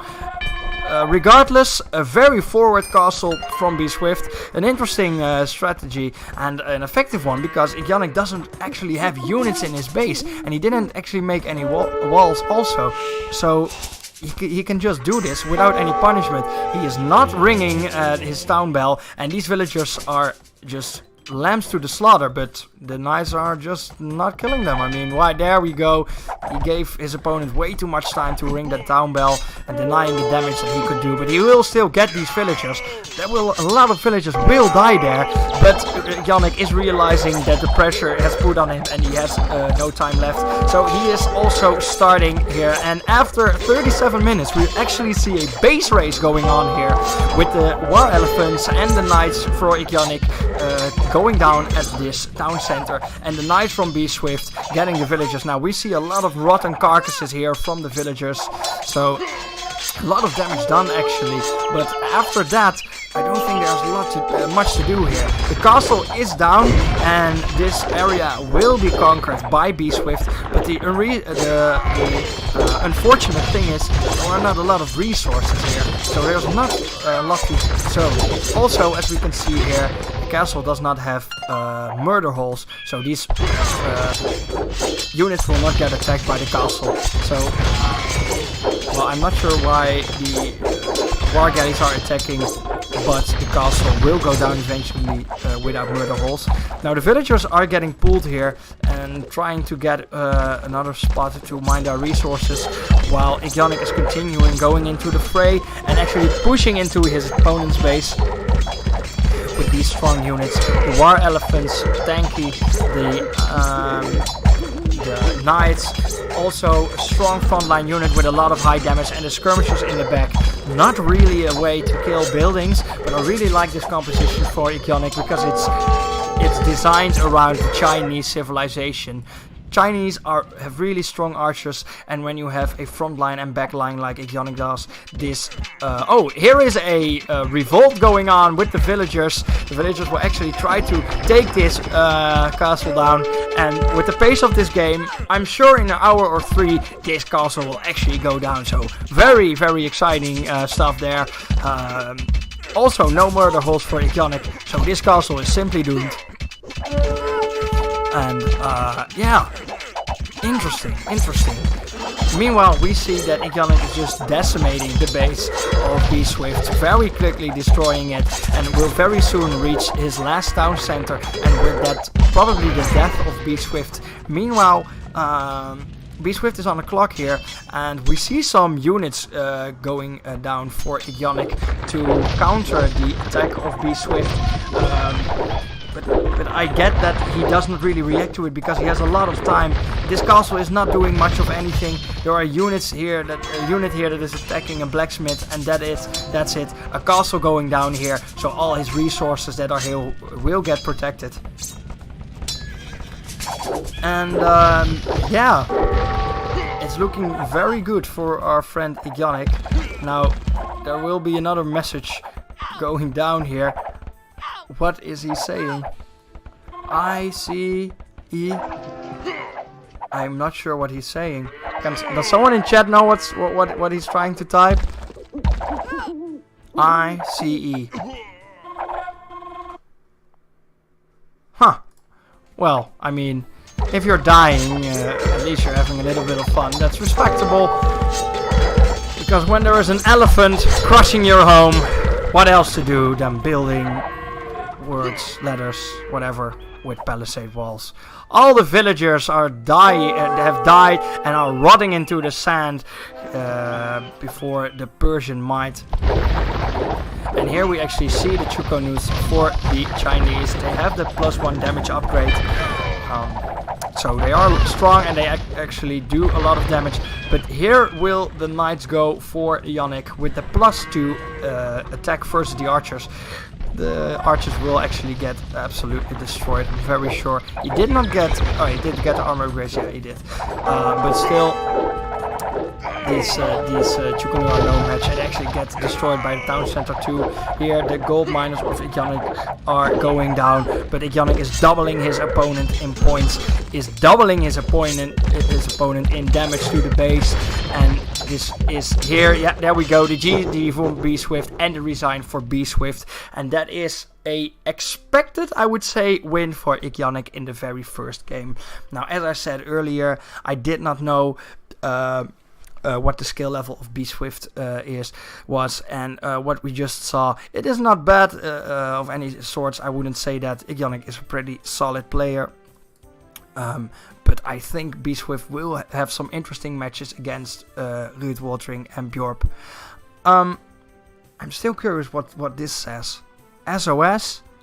ICE? I don't know. I'm really not sure. Maybe B Swift, if he is watching, he can tell us.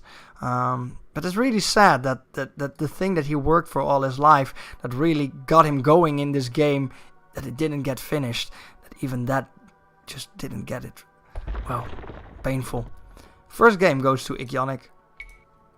We will go to the stats real quick, but still, this game in terms of stats not too interesting. A very slow game with a slow wind up and then a rather exciting end. I think that if B Swift played that a little bit faster and a little bit smarter with the attack, that he would have gotten a lot of more damage in, and then we maybe could have seen a win there, but he didn't, so that's how it is. Units killed, kind of even. Buildings raised 19-0. That's exactly what I'm saying. The castle that he built was nice, but it just didn't do the damage that he needed to. The resources, Ionic is dominating there by a long shot. The castle timing is painful. It's simply painful. Minute 25 is too late, and a feudal age of 18, maybe close to 19 is simply too late. So that is also a big reason for Ionic to take that lead. 3 castles, two at the side of the base of Be Swift and one in his own base for defensive purposes. And the villagers somewhat close. 100 villagers. Could be been a lot more. Yeah, I'm suspecting, looking at the graph, I'm suspecting that Ionic was memeing a little bit. He was memeing a little bit with that game. There were a lot of things that I'd say, could have been a little bit better. Now, it is almost 9 o'clock. That's not too bad. I thought it would be later at this point. But it isn't. And yeah, we will take a very short break. And after the break, we will see the Feudal Age group. And the first game that we will see is Blueprints versus Dief. Then we have Inturio versus Crazy Old Wizard. And then we have Anouk Milla versus Lord Sias. Now, before we will get to the games, we will take a very short break. And we will be back at 9 o'clock. So somewhat upward of 10 minute break. I will update the scores, so when I initiate the break screen, you will probably still see 0-0, but don't worry, I will update that when the break is going. So yeah, I really like to see you guys for the Feudal Age group in 10 minutes. I'm getting myself some water, getting myself some rest, and then we'll see each other in 10 minutes. Take care, guys.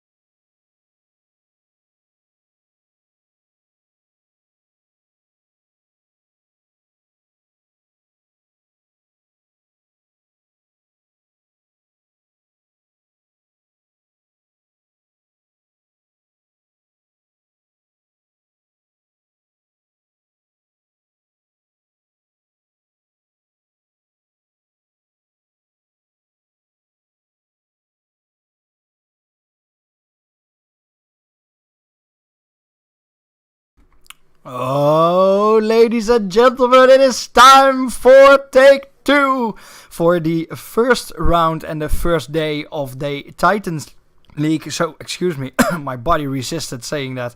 The Age of Empires 2 HD Titans League tournament. And we just had the Dark Age group, and we saw that Banana Bread, Laser Raptor and Igionic, the left side here on the screen, did emerge victorious and will take the first points in the Dark Age group. And now we will see if the left side of the Feudal Age group is just as lucky. Well, not lucky. Let me take that back. No luck at all in Age of Empires. They did really well. Without any further ado, I think it's time for a very exciting match versus Blueprints versus Div. Let's load it right up. I just remembered that I muted the game, but not anymore. I'm loading up Blueprints versus Div, which will be our first game of the Feudal Age group. Now, on the left side, we have in red Div playing as the Mongols. We see Mongols yet again. And then on the reds... why am I messing it up? On the somewhat right side, we have in blue, Blueprints, ironically enough, playing as, the Aztecs. The ever-feared I need water Aztecs.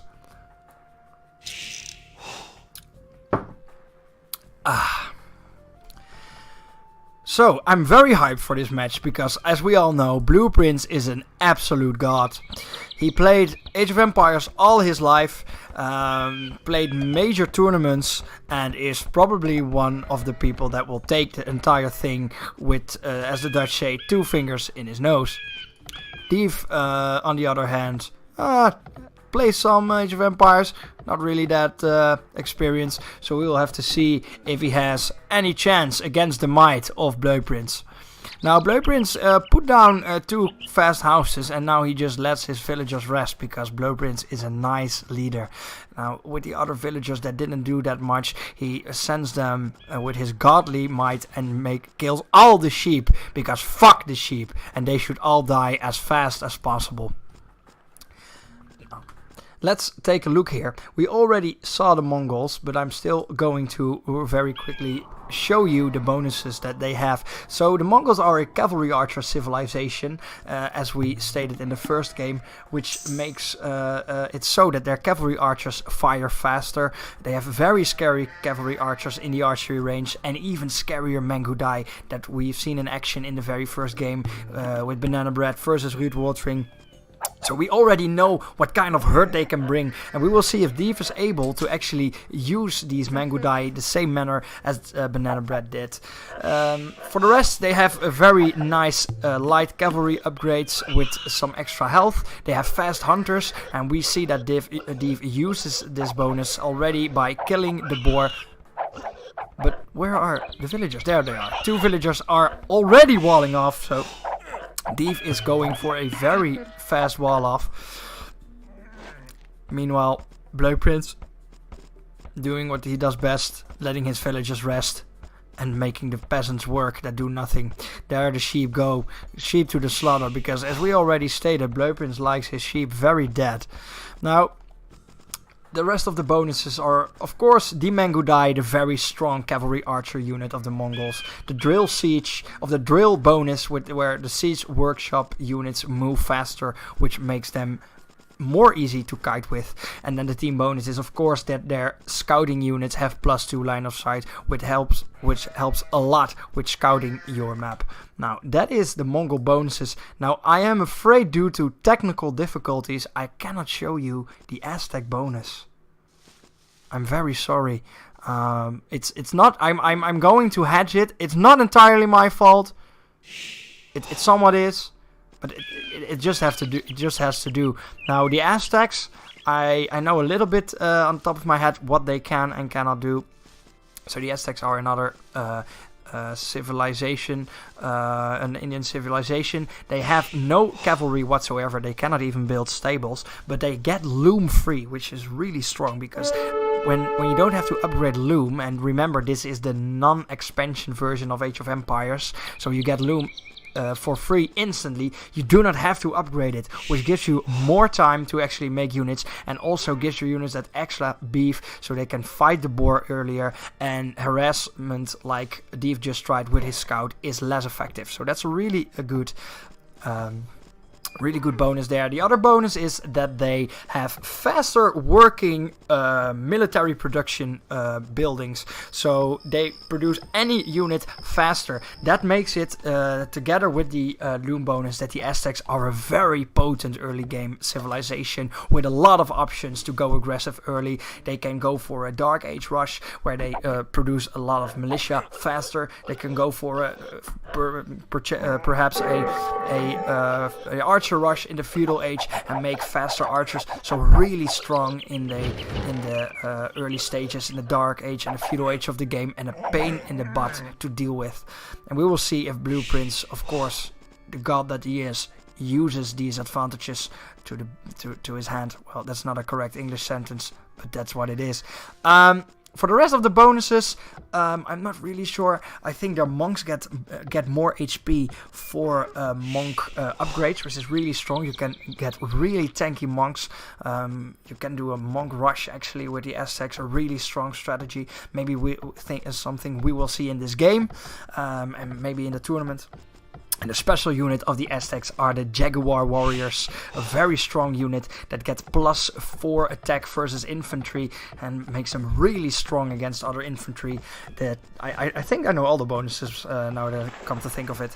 The special bonus from the Aztecs is the +4 attack of all infantry units, giving the Jaguar Warrior +8 attack, which makes them even stronger.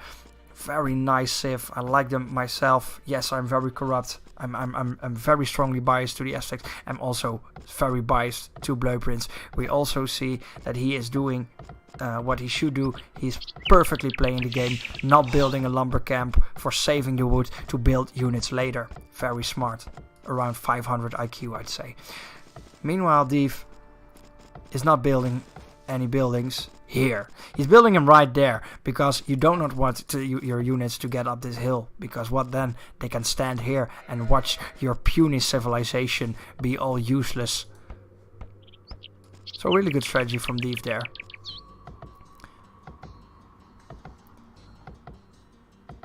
I'm not going. We're just not going to talk about this. We're just not going to. We're going to act if this is not happening. We're just going to. What? And this is. Oh, there we go. Anyway, so the Aztecs, I think I was not done. No, their team bonus is that they get +32% relic gold generation. So they get extra gold when you get that relics in. Really nice passive gold for you if you get these relics, these bad boys here that we've seen walled off multiple times today, and we will see if Blueprints will do it again. Well, I guess he won't. He will get them with his strong monks. Now Blueprints, as I said, he's a nice man, and sometimes villagers need to rest, and you do not let them rest in the snow. It's way too cold in there. You let them rest in the town center, nice and warm, where they belong. It's so nice to see such a generous god play this game. And I think we can all learn something from this.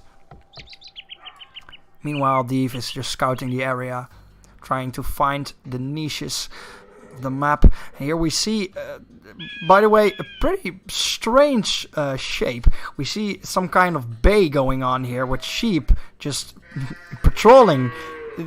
I guess this is sheep country. This is the sheep sea, and they are just watching over it, not letting any ships pass.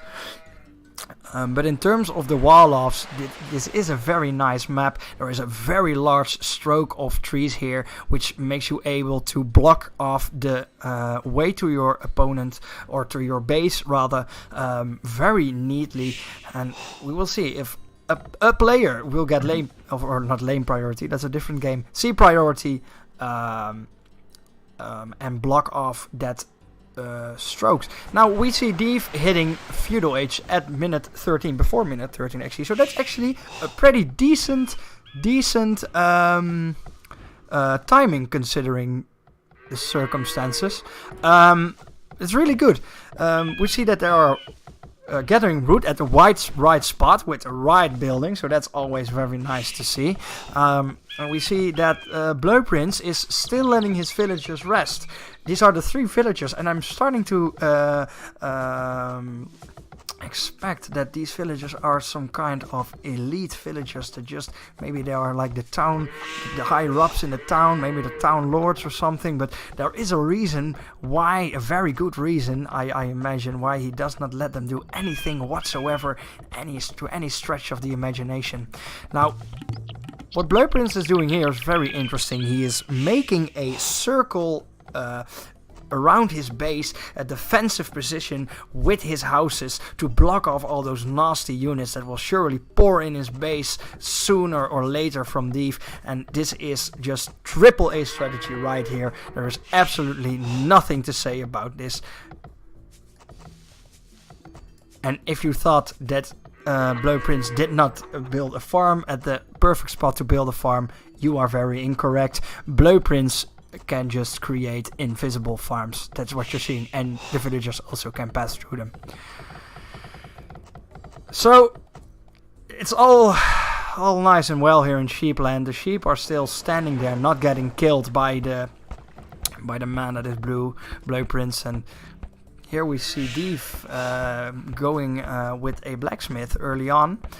He has an upgrade to upgrade his units that he cannot produce with the 0 amount of production buildings that he actually has. There is, if you watch the minimap here and watch the map, you see a total of 0 production buildings, and that means that this blacksmith is absolutely useless unless Div is rushing to the castle age, which I expect, but we will have to see. The hype is through the roof with this game. And I'm very glad that you all joined me this evening to watch what is the absolute top level Age of Empires that we can find. And here we see a, exposed farm. I think Blue Prince got tired and didn't have the magical power to keep his farms invisible. So there we see the farm. And if you think... Caster, you are absolutely full of shit. This player sucks absolute balls. Look at this guy. He didn't even get his boar. Then you stand corrected, sir, because Blue Prince is indeed a vegetarian and will not kill these animals. And he will just eat all the good. Well, I guess it's cabbage or something. It's really healthy and really good for the environment. Blue Prince is thinking ahead. And you are not. And that's why he's superior to you. Meanwhile, Div is mining gold. 2 villagers on gold, which is it's a okay number.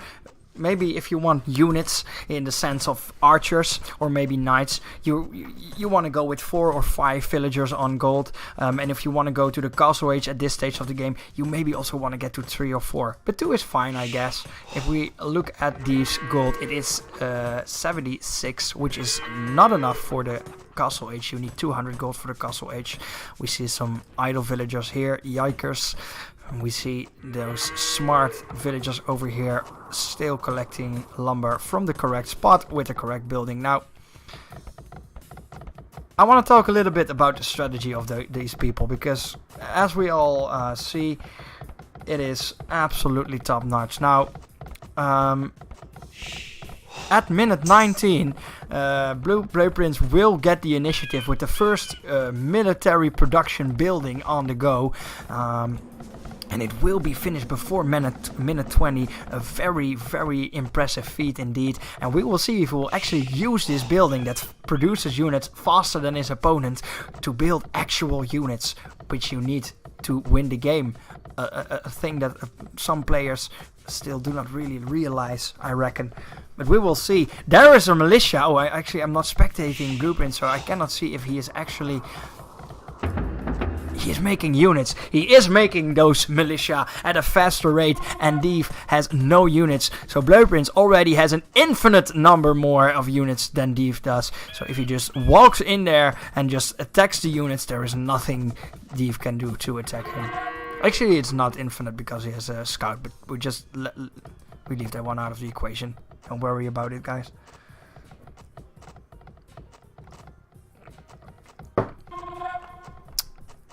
Those militia are stacking up nicely. I mean, it's not wrong to make militia at this stage of the game, I guess, as the Aztecs. Not if you look at the opponent, still not making units, just taking it slowly, making some villagers, trying to boom here. He is actually 500 points ahead, which is surprising. I think Blueprints is trying to do some psychological strategy, making his opponent think that he is weaker than he actually is. Because as we know, he has 5 militia. He can do whatever he wants. He has land priority, and in a sense he also has sea priority, because no one has sea priority. The things that are living in the sea are fish. And as we have established, Blueprints is a friend to nature, so these fish are probably on his side. So I figure that sea priority is also going to Blueprints.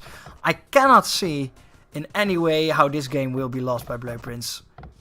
I might as well just stop the replay and put a number 1 down as a point for Blueprints. But for the purposes of this tournament, I will just continue on watching how Div will inevitably get slaughtered by this absolute god. Now, this gold is very tricky, and this is showing how large the cojones of Blueprints actually, how big they are. Because he could have picked this gold, he actually could have picked the gold right next to his base, which he could have defended with his militia. But Blueprints knows exactly in the spot that he is in, and he's this forward gold. Because why would you want to mine forward gold instead of your own gold? If you mine this gold, it's gone. And when it's gone, something about resources that are gone, they have one very special trait, and that is that they cannot be mined by your opponent. And resources that cannot be mined by your opponent are good resources. So my Blueprints is actually trying to mine his forward gold first, so that he can later mine his base gold that's in a safer spot. So that's very, very smart play there for Blueprints. And I'm sure that he will, after this gold, go to this gold. And then, is this gold? No, this is just a patch of sand. And then he will actually move on to this gold. But maybe, just maybe, he will even move to this gold, because he is that ballsy. And he still has more units. We actually see, I was so busy praising Blueprints that I forgot to look at the other side. And here we see Div, and he planted a racks and 2 stables, which puts him ahead on the unit production counter. And it is already minute 25, so it is about time, I will not lie. And Div will probably go for stables. As we know, the Mongols have stronger light cavalry, so it's probably a case of scout rush of some sorts. This is his scout. Yeah, he is damaged. This is his scouting, his starting scout, and there we have the castle age for Div. So that will not be a scout push, but that will be a knight push probably. Let's go over to Div's perspective and look if he's actually producing. That is an interesting strategy. He is upgrading one unit and producing the other. Now that's what we like to see. Large cojones from both players. Meanwhile, Blueprints positions his militia strategically to protect absolutely nothing. And here are the knights coming out for Div. And an upgrade for a unit he does not have. Well, he has one, I guess. So that unit will become better. There we have it, the light cavalry with +1 damage and +1 armor. Now, eventually this scout will find the large armada, or not armada, legion rather, that Blueprints is having here. And I'm very interested to see that fight, because I think that his light cavalry with some good micro can actually beat this army. We will see if Div can pull it off. Div's just making also very interesting. We saw Banana Bread doing this too against a a Mayan / Aztec civilization, he's making spear units. Now, as we know, Mayans cannot produce any cavalry whatsoever, thus these units are absolutely useless. But it doesn't matter, because we're having fun. And these knights are strong anyway, so they will deal with anything that Blue Prince is having at the moment. Now, Blue Prince is building a lot of militia, and you need militia because, as I said earlier, you need units to win the game. And Blue Prince heeds to that tip, and he makes units. Now, another important step in this is that you make the units, but that you actually do something with it whatsoever at all. Which is a shame, because both players are not doing that. Look at it like this. If you're making units, that's fine, but this is a pile of resources sitting here doing nothing. You could have used these resources, this food and gold, to maybe get an upgrade, to maybe rebuild these farms that are absolutely dry to death, to maybe get some more upgrades. But now we see some movement. And I think Dev has decided to challenge the god that is Blue Prince on his weaker side, because as we see here, there is a zero amount of units here. Maybe some villagers, but they will not be much of anything against these 3 knights and the spearmen. Right over here we have militia that are still doing nothing. Now, we just witnessed a glorious moment. We actually saw these militia being upgraded to men-at-arms. Now that is very interesting, because Blue Prince in this time has a very impressive feudal age timing. I must admit I missed it, but it must be somewhere around minute 28, 29. Very impressive indeed. And we will see if he turns on the kill switch right now, and if he will make actual useful units. Now, a house is going down because we want to make those villagers, and we want to keep making them. Blue Prince is not doing that, but that is all okay. He is almost 1,000 points behind. That also doesn't matter, because it's Blue Prince, and we love him. We love him for what he is, and not for how much units he can produce. Now, this will be painful, because these men-at-arms will take a very long time to get actually here to the combat zone. That will very, very quickly ensue. Both players also did not wall anything whatsoever, because, well, if you don't make units, why should you? And both are also not interested in the thousands and thousands of food sources that are in this sea, because they both, well, they're actually both kind of vegan, I guess. So, we have a vegan versus vegan game here. A lot of farms going on there. Dev is a little bit less vegan, because, well, he didn't get the deers, but he did get the boars. And the boar of Blue Prince is still eating grass happily over there. And now we see the first action of the game, and we see these knights actually pushing this wood line of Blue Prince. Now, I'm sure these villagers will all die, because the only protection they have is the town center. They will actually get poor. Blue Prince will go to a percentage. He'll actually ring the town bell and completely got his own economy. And there we see the men-at-arms. Here the action comes. Can Blue Prince use his godly powers to stop this war from happening and get his vegan dream going? We'll have to see. These knights do have +2 armor, so they are very resilient against these arrows. And they will take a very long time to kill. As you see, that you saw a full volley of that town center did not really get much. And as you look, you can see that they are trying to do the damage. But Blue Prince actually has some spearmen in there, and they will probably make quick work of those knights. It's actually looking like Knights Dev will go down here. Well, I guess not. Oh, the villagers are going to get into the fray, while the men-at-arms and spearmen of Blue Prince take the longest possible route to get to the fight, because they're really not feeling it today. And some reinforcements are on the way for Dev. Makes it 6 knights and 2 pikemen just upgraded. What kind of timings do we see here? We actually see some archers going down for Blue Prince.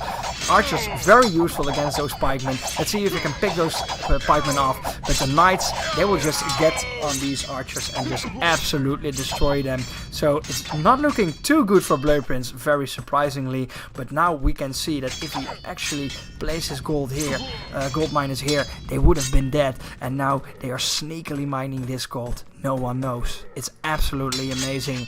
But Despite the amazing resource placement of Blue Prince, I'm afraid his entire base is just in shambles. We see the town center trying to hit these knights, but they do not have the ballistic and thumb ring upgrades, so they will sometimes miss these knights, and they will now have at it at these men-at-arms. Probably win if Thief just moves them out of the town center so they can survive. No. Well, there was only one knight left and 2 pikes, and Blue Prince is probably still making units. Yes, he is. Spearmen and skirmishers. Skirmishers that are very good against nothing that Thief has, but that doesn't matter. We're fighting. And it's in the heat of battle you sometimes make questionable decisions. Even Blue Prince.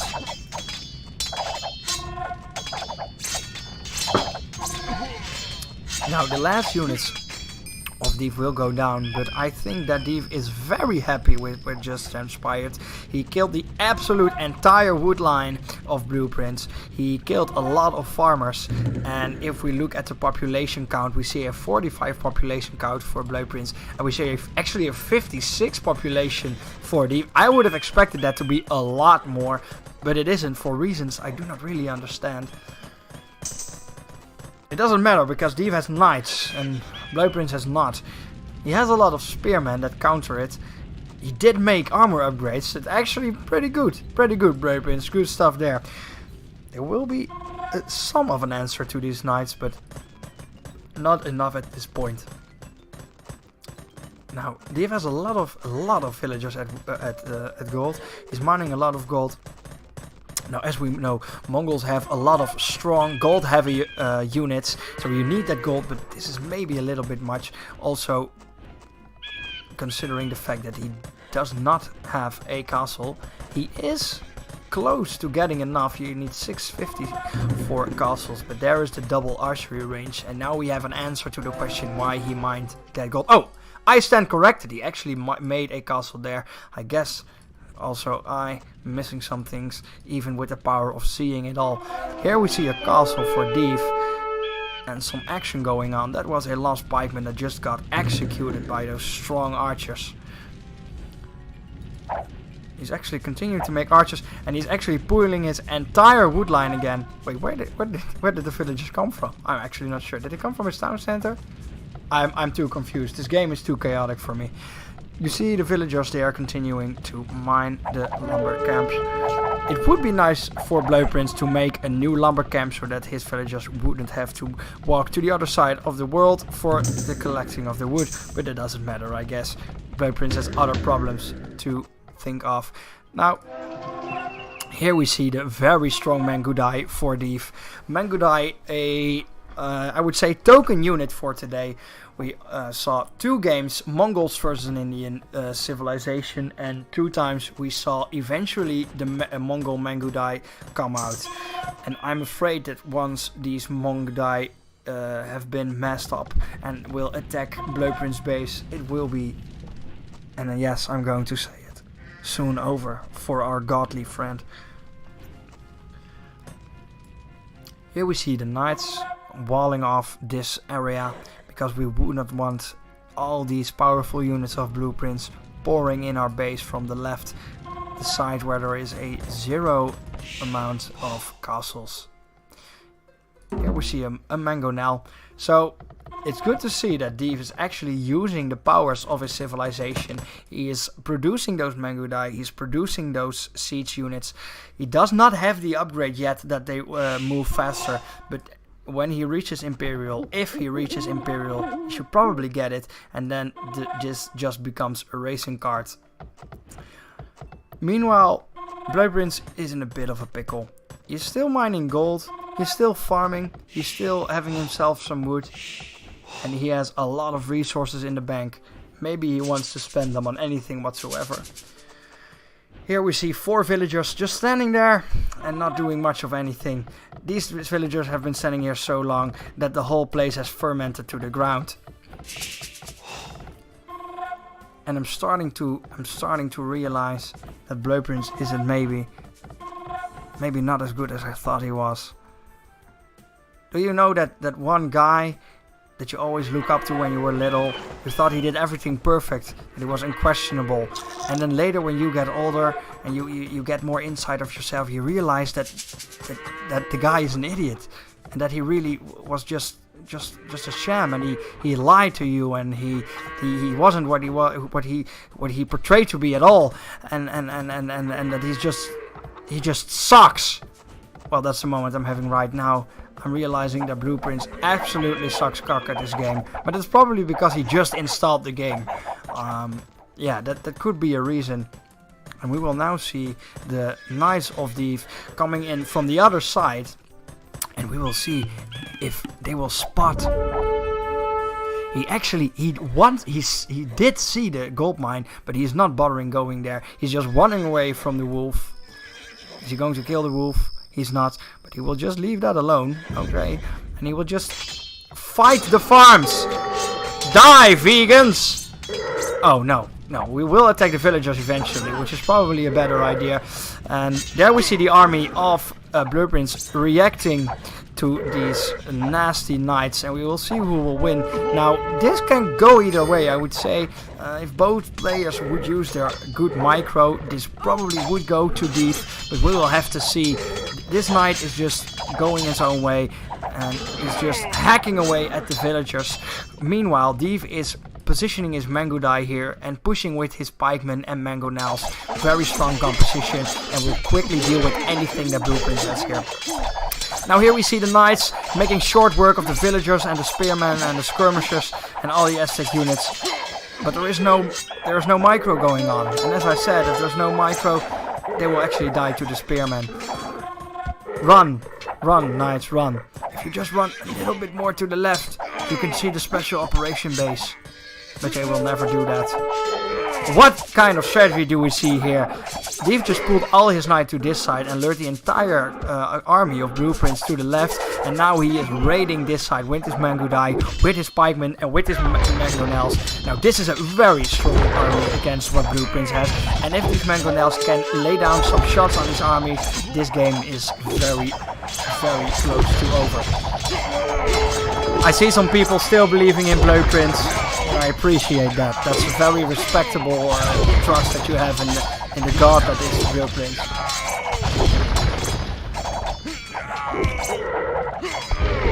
Here we see the mangonels just attacking the archery range, which is also fine, because if you do not have production buildings, you cannot have units.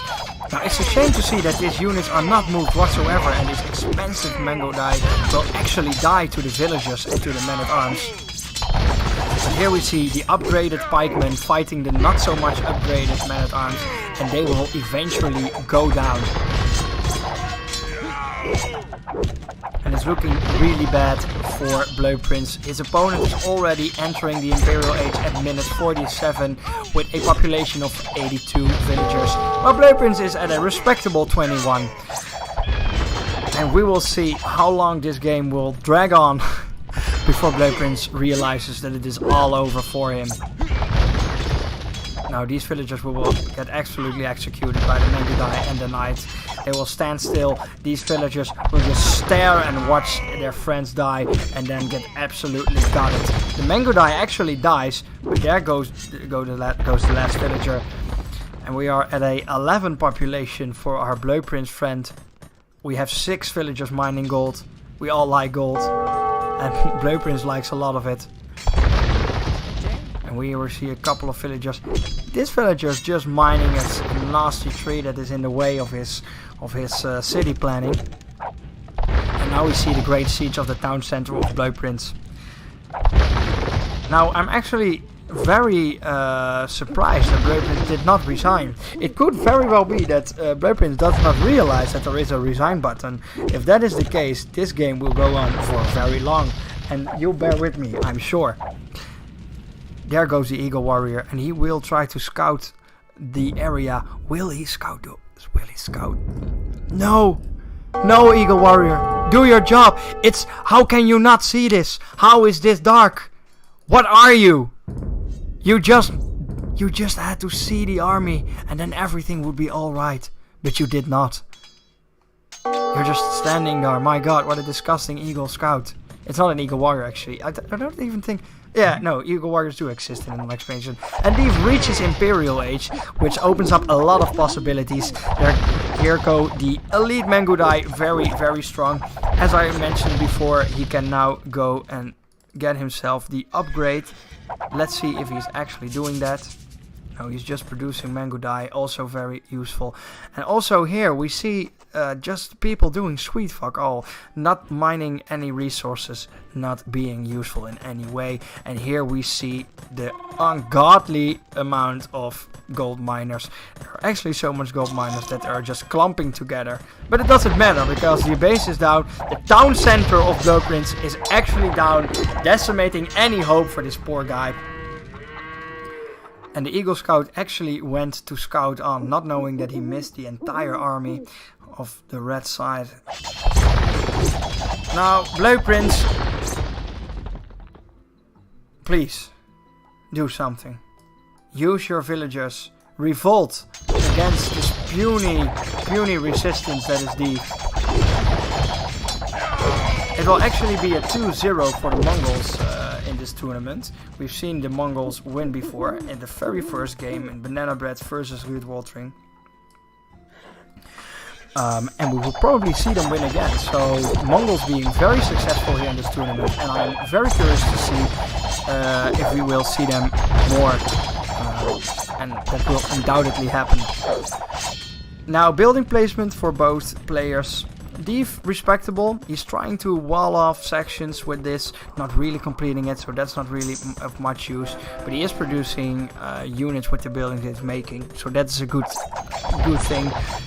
Blueprints is just clumping up his houses, and he is just, I imagine, staring at the screen while his dreams burn down in flames. Now, Thief has Arbalest now, a very strong Imperial Age archer unit, and we will see if he can actually spot the mining camp that is now abandoned. That's unfortunate. And these villagers, no, Blueprints. I understand. I understand that in this desperate time that there are some things that you have to drop, some beliefs that you have to disgrace, but killing that innocent boar that you left alive all this time, killing at this moment, and just killing the deer for no reason, that is so unnecessary, Blueprints. You were 3 food, please. Blueprints is asking for food to his opponent, which is an interesting strategy, and there is a lot of memes going on here, and I'm actually curious to see what these villagers are planning. Now, once these villagers are dead, there are no villagers on the map, and I think the game will be over. We will see the last villagers will get executed. Nope, it will not end, probably. Because I think I can just surrender, Mike. Yes, Blueprints, I think you can surrender. I think this is right about the time to surrender. You have 1 unit that is hidden. And yeah, you have houses. But I'm really disgusted by the fact that you just killed these animals. You couldn't even fucking collect the food. Well, Thief is having a good talk with his opponent, getting the spirits up, saying that he might have a comeback, but I really doubt it. Here goes a GG for Blueprints and a GG back for Thief, and that is the resign from Blueprints. That is his very first game online. I think for any Age of Empires, but I think you put up a very good show, Blueprints. You made units and you fought back. That is very nice to see. And the first point of this group will go to Thief for the Feudal Age group. Now, we can look at the stats, but again, I think this game speaks for itself. Yeah, this graph shows it all. Absolute domination there in the end for Thief. And yeah. I think an interesting game for everyone who, likes Blueprints. We will see him next week. I'm not sure who he plays then. I think he plays Henturio, which will be interesting. I'm hoping for Blue Prince that he can get some practice matches in and maybe take a game in this group. Now, let's not waste any more time and go to the next game of the Feudal Age group, which will be Henturio versus the Crazy Old Wizard. Here we have, let me unlock the side, and here on the red side and the right side we have Henturio red as the Byzantines. On the left side in the blue we have Crazy Old Wizard playing as the Persians. Now, we have seen the Persians before and we have not seen the Byzantines before, so this is a new matchup for the tournament. And what is actually very interesting is this map. That's the first thing that really pops out. Wait, did I not show the game? I did not show the game. Oh my god. Well, let's do it all over again. Is the screen there? Yes, there we are. On the left side, in blue, it is Crazy Old Wizard as the Persians.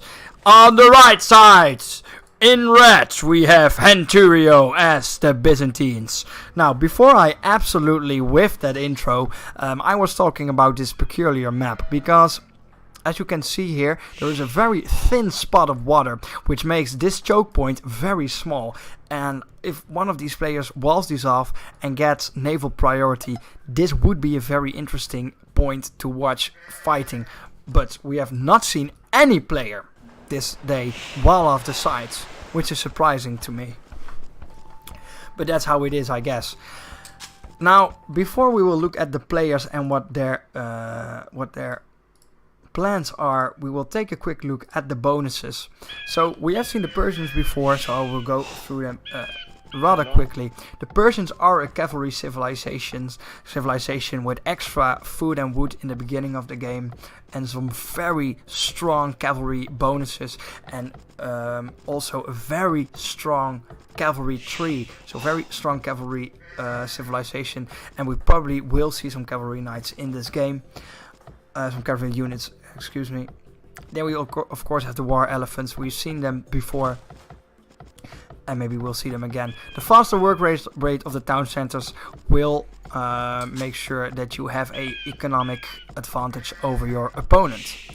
Now, let's look at the Byzantines.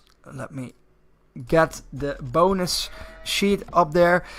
The Byzantines are a defensive civilization indeed. Their buildings are a bit beefier, have more HP, so that means that, we talked about it earlier, if you put your buildings in a defensive position, which is very possible here, you can build your houses right around here, and the other houses and production buildings right around here, they are just that harder to kill. And if there is some sort of early pressure, early push of your opponent, you have just that much more time to hold out. So that's very nice. Your camels, skirmishers and pikemen and halberdiers cost less. Now, what I like the most about this are two things actually. One, skirmishers and pikemen and halberdiers are very good counter units to any aggressive push that your opponent might have. Skirmishers work well versus archers, and pikemen and halberdiers work well against any cavalry that your opponent might throw at you. So in that regard, it really helps with your defensive-minded civilization. Also, why it's very strong is pikemen and halberdiers are the go-to late-game units when all gold is gone, and when you're playing in a 1v1, you do not have trade units, so there's no real way to generate gold. Maybe sell your resources, but that's about it. We see here a villager dying. That's very painful. I'm sorry I just caught that on stream, but that's how it is. I wasn't finished talking about the Byzantines, I guess. So you're having those units, the go-to late game trash units as we might call them, and the trash units are that much cheaper, so you can make even more. So that's nice. Then we have the fire ships that are stronger. That is very handy on a map like Baltic, where naval supremacy is really important. And we have the advancement of the Imperial Age that is just that bit cheaper. 33% is a lot, considering that you need 1,000 food and 800 gold to move on to the Imperial Age. So you can go to that Imperial Age faster and then make those halberdiers, those cheaper halberdiers, faster. The other very defensive bonus is that your Town Watch is free. So once you reach the Feudal Age, you instantly get Town Watch, and Town Watch makes it so that you have more line of sight over your buildings and that you can see your opponent that much sooner. As I predicted before, Anturio will use the extra beefy buildings to block or start blocking this side of the map and start building his houses here. And I'm sure that he will continue on building this side of the map. Finishing the Byzantine bonuses, they have the Cataphracts. Cataphracts is a very interesting unit because they are a anti-cavalry unit. They have a lot of bonuses against units that counter cavalry. And they're also very expensive, but used in the right situation, Cataphracts are very strong. On top with the Logistica, the Cataphracts cost trample damage bonus as the unique tech for the Byzantines. So overall, the Byzantines, you want to get defensive, you want to get Imperial Age faster than your opponent because it's cheaper, and then just pump out those cheaper units and the very, very powerful Cataphracts. So that is it for the Byzantines.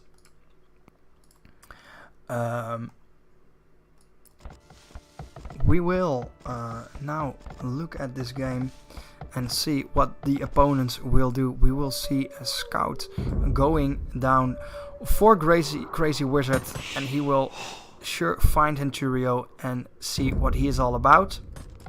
Now, I'm not sure if Venturio actually... Yes, he already has scouted his opponent and tried to make a circle. He already spotted the town center. He actually went right through the town center, something you generally want to avoid because, well, if a player is good enough, he will just get the villagers in the town center, and then the town center will just shoot your scout. And losing your scout in this stage of the game is pretty painful because you miss out on all that information. Now, Crazy Wizard is putting down a very early farm. Whilst he's still farming his boars and his sheep, the last boar will just get farmed.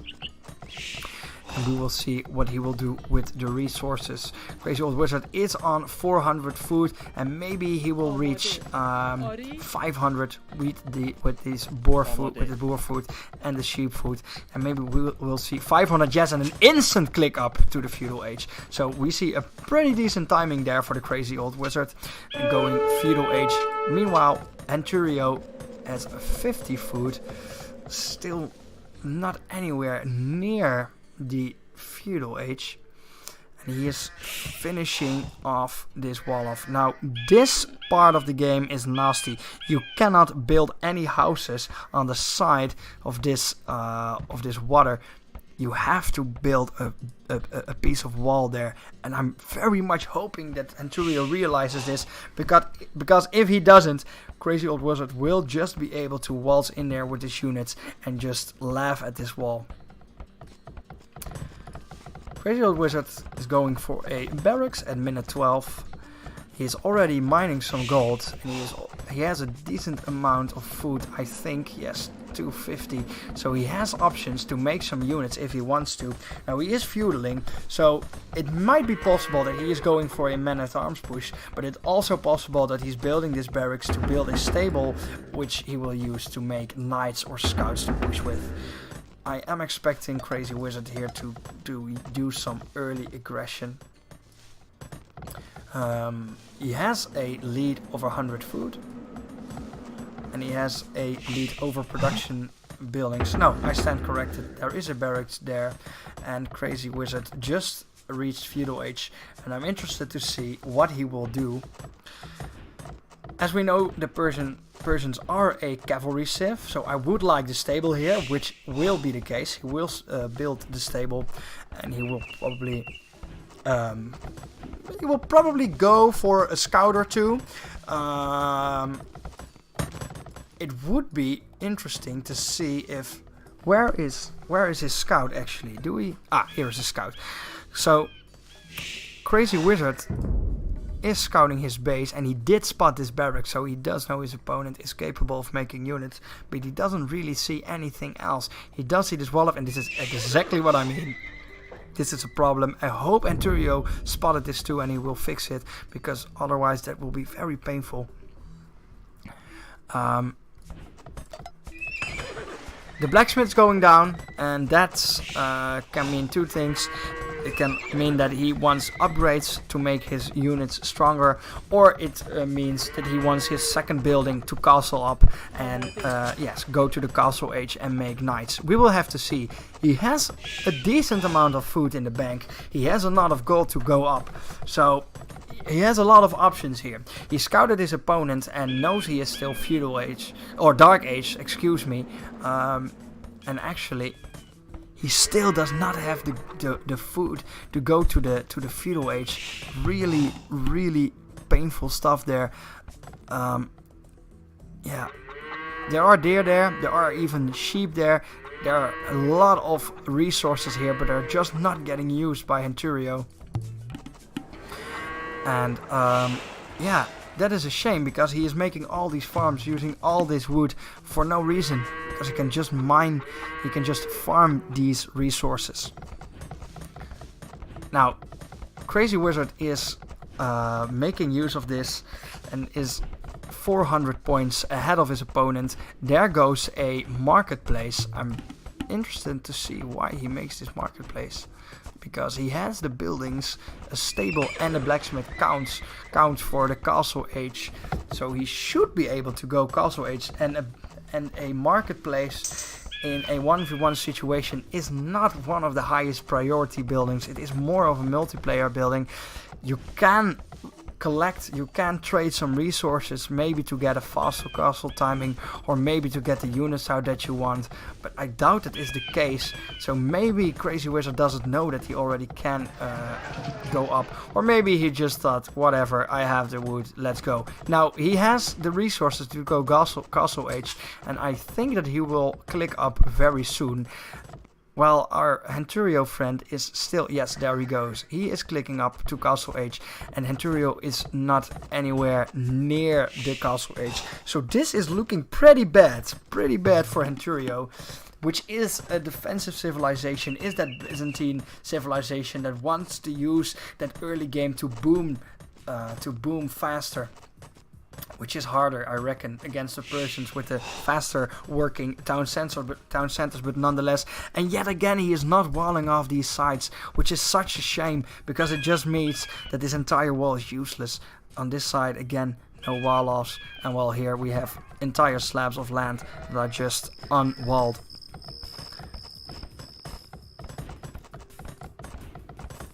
A second stable going down for Crazy Wizard.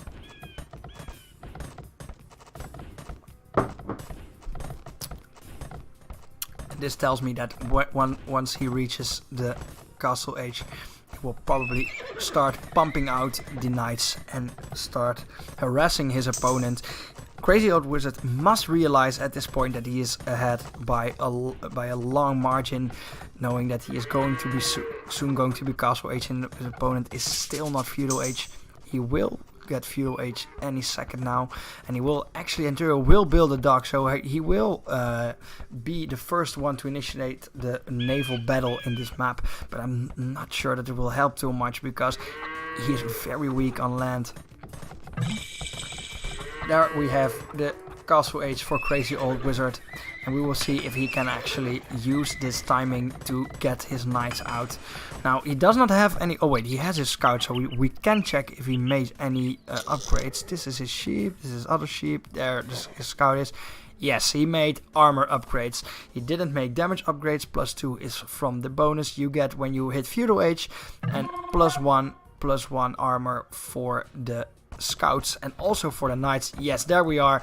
Double stable, double knight production. 2 knights are waypointed at the base of Anturio that just reached feudal age. Now Anturio does not know about this whatsoever. He does know his opponent is Castle Age and that he is behind by a long margin, but he does not know what units his opponent is making. He has no information.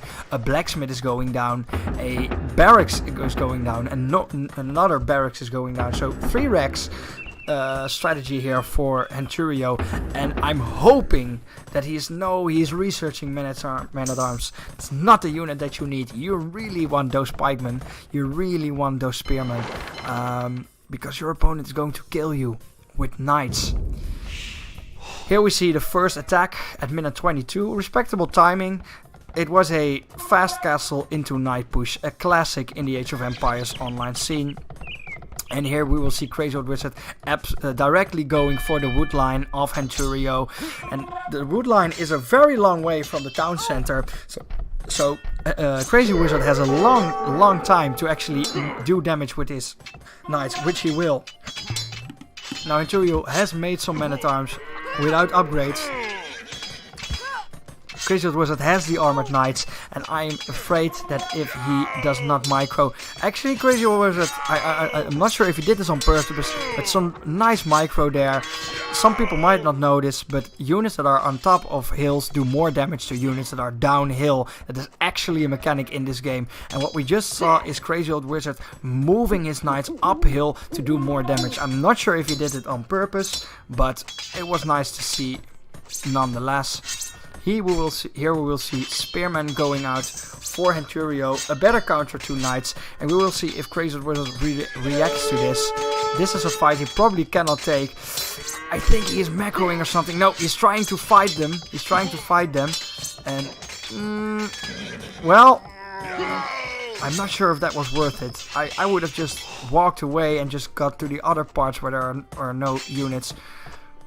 But he just combats the Spearman, and that will actually buy Henturio some time and removing some of the pressure that is on him right now. But he is still Feudal Age and his opponent is Castle Age, and if we look at the base, we actually see that Crazy Wizard did not make another town center, which is something you might want to do if you reach Castle Age faster than your opponent, because more town centers mean more villagers, and more villagers means more winning.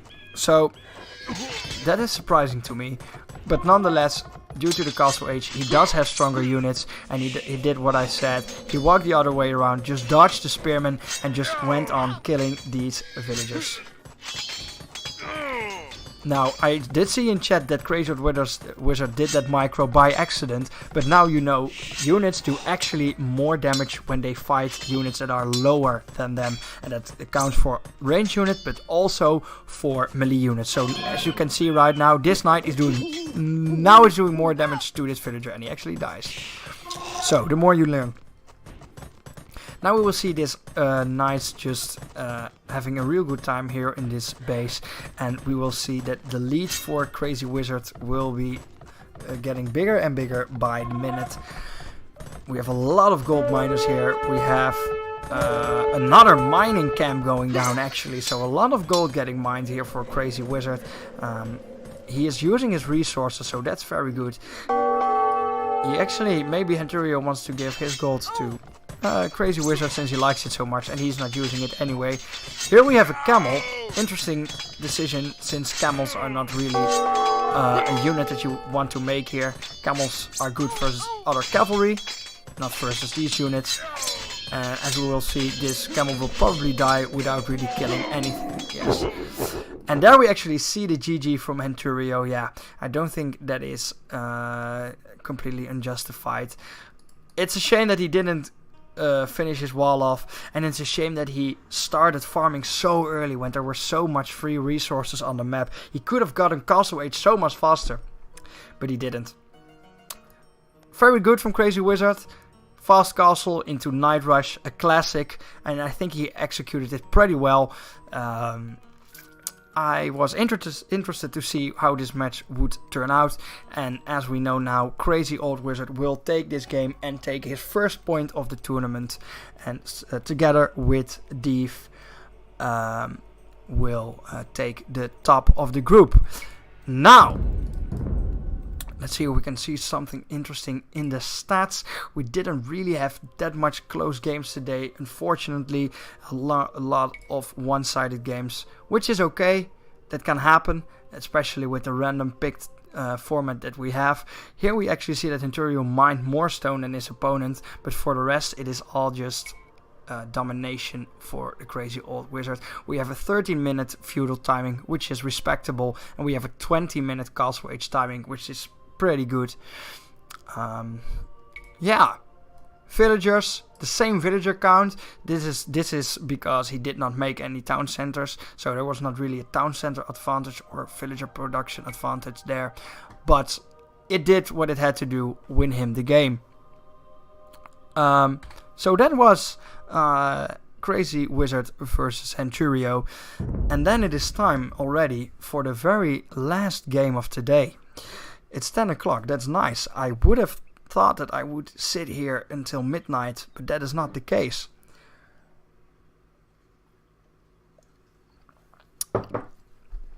So, I'm very excited to see the very last game, and it will be Anouk Milla versus Lord Sias. Let me go ahead and load up that game. I'm very interested to see who will take this game. And now I will properly switch to the screens and show you the right screen. And I think I have just loaded up the wrong game, because as we see, this map is incorrect. Here where all the sea is, there should be land, and where all the land is, there should be sea. Now I know that these players have played a game against each other, and that it was not on the correct map, and I think I did not switch the game out correctly, so that is my bad. I will just leave this game real quick and I will see if I can find the correct game. Sorry about that, guys, but I guess we saved a lot of time, so it is not really that much of a problem. Oh, I see here. I did put the game into the folder, but I just didn't select the correct game. I put them both in the folder, which is probably not a good thing to do. I think, let me see. Ah, yes! Here we have the correct game. Here we go, it's Coastal, it's the map we have seen 5 times already, and for the 6th and last time today, here on the left side, in blue, it is Lord Sias playing as the Franks.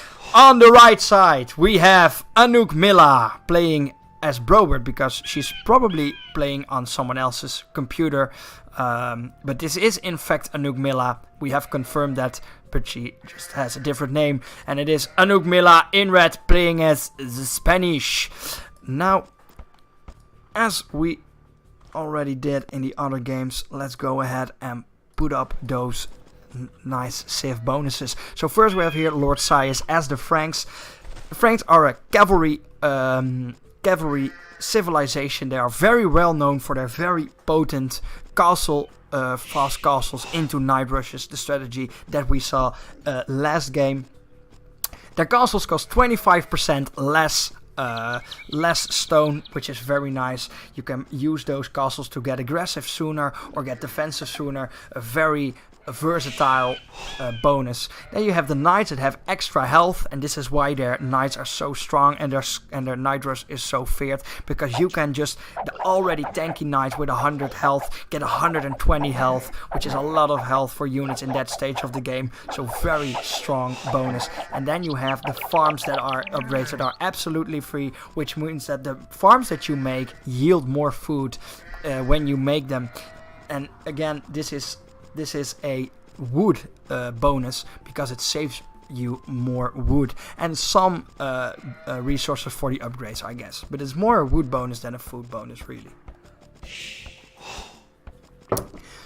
Now, the Franks do have the Throwing Axeman, a very interesting unit, because it is a ranged unit that does melee damage and counters a lot of the units that usually counter ranged units. Very interesting unit. It's a really niche unit though, so you don't really see it too much, but we will see if Lord Sias elects to go for Axeman this game. Then you have the unique technology, which is Bearded Axeman, and which gives them even more range, giving them even more potential to outplay their units, their opponent units. And then we have the team bonus that the knights, the already potent knights of the Franks, have extra line of sight, and this is very useful when you are raiding your enemy's base. You're making the knights, and you can scout the resource positioning of your opponent faster and react to the situation faster. So also a very nice bonus. Franks are all about the castle push into fast knight push. And we will see if Lord Size will use that strength of the Franks. Now moving to Anuk Milla's side of the map, and I will make the Spanish bonus sheet visible for you guys. Here we see the Spanish. It is a gunpowder and monk civilization. The builders work 30% faster, which is a very interesting bonus, I would say. It sometimes means that we haven't seen it today, but sometimes you have this really not tedious is not the word, but really stressful moments in which you try to build quick wall-offs to protect your resources because your opponent is doing, and the Spanish are just faster as making these wall-offs. I think that is the best moment for that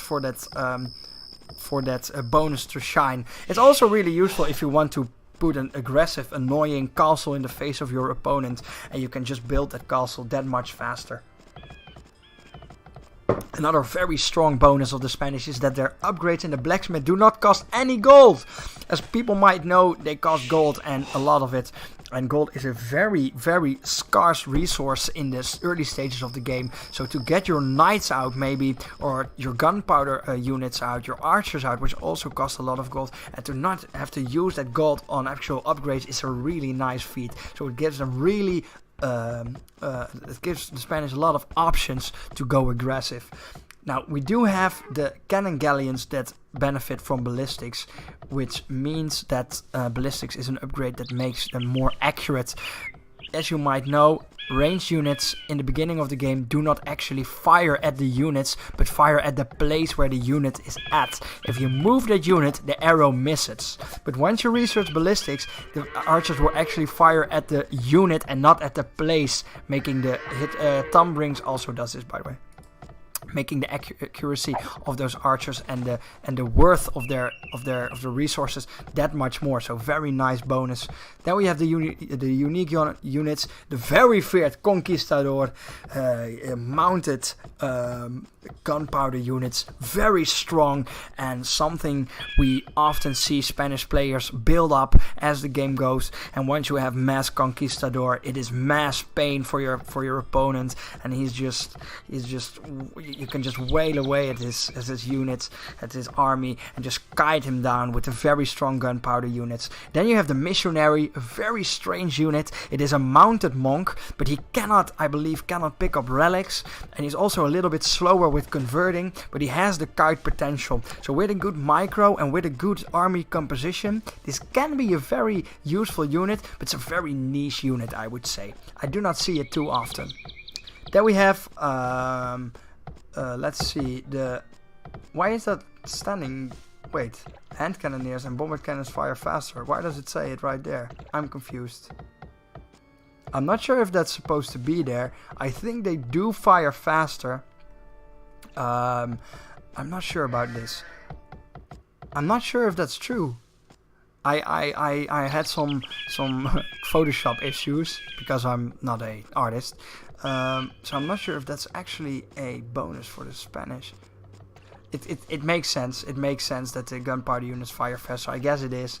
Hand cannoneers and bombard cannons, though, no Conquistador, so your special units won't benefit from this, but the hand cannoneers that you can make in archery ranges will benefit from this. So slightly stronger gunpowder units there.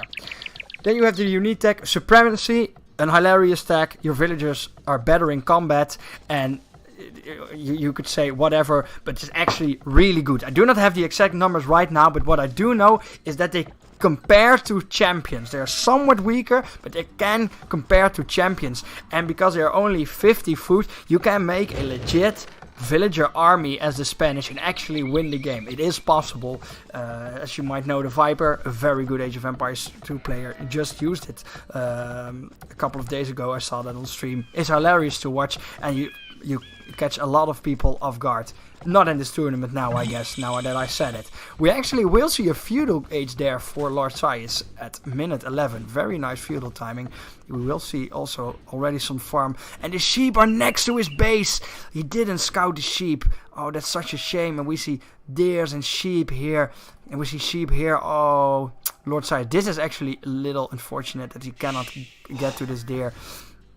But he didn't actually use his sheep whatsoever. So that is a bit of a shame. Yeah. He did get feudal at minute 11 anyways, which is kind of impressive. Finishing the Spanish though, the team bonus is that our trade units generate plus 33 gold. That is a bit of an unfortunate bonus in a 1v1 game because you cannot use trade units and they do not generate gold. So that is a bit of a useless team bonus. Regardless, I think the Spanish are very strong 1v1 once they get to that castle age and are able to spawn the conquistador. They are very strong, but we will have to see. We will have to see about that. As I said, a very interesting case here for Lord Sias, having not farmed so much sheep, having so much free food just standing there and still feudal age. We see a Nuke Milla actually going feudal age at minute 13, which is also not too shabby. I think it's an interesting matchup because the Castle Age is the age where both of these civilizations are starting to shine. The Franks with their stronger knights and the Spanish with their conquistador.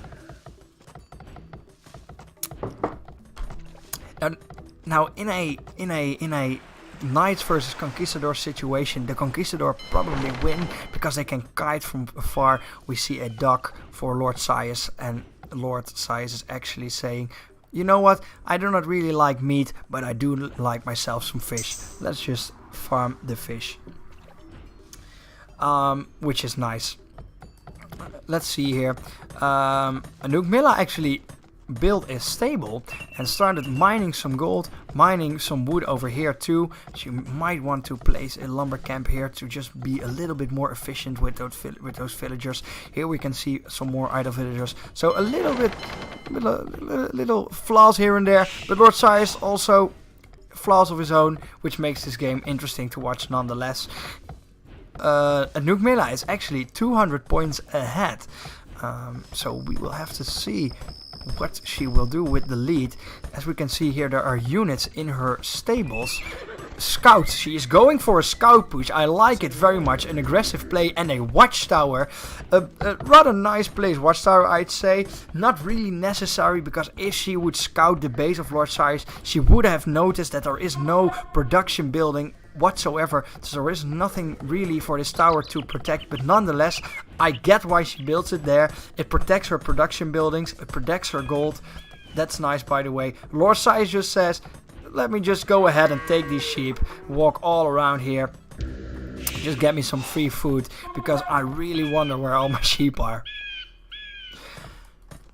Tower's going down, the scouts are here. I actually wonder if she has a blacksmith. She does not have a blacksmith for maybe a defensive upgrade or a damage upgrade to make that scout push that much more effective. Now we will see that she has 4 scouts just sitting there, which is a shame because attacking right now would be very strong, would be very nice timing, and this gives Lord Sias a lot of time to just do what he's doing, and that is booming. Making it getting stronger economically. We see that he has 370 food in the bank, which is telling me that he's probably slowly but steadily banking for the castle age. Here we see a Nuke Milla also going down, building a dock. And this is actually one of the first games, I think, that both players will build a dock and that we will see a potential naval war on a map that is generally, could be pretty naval, have a naval focus. So we will see what she will do with that. She has some wood, she has some gold. Oh wait, I'm looking at the wrong person actually.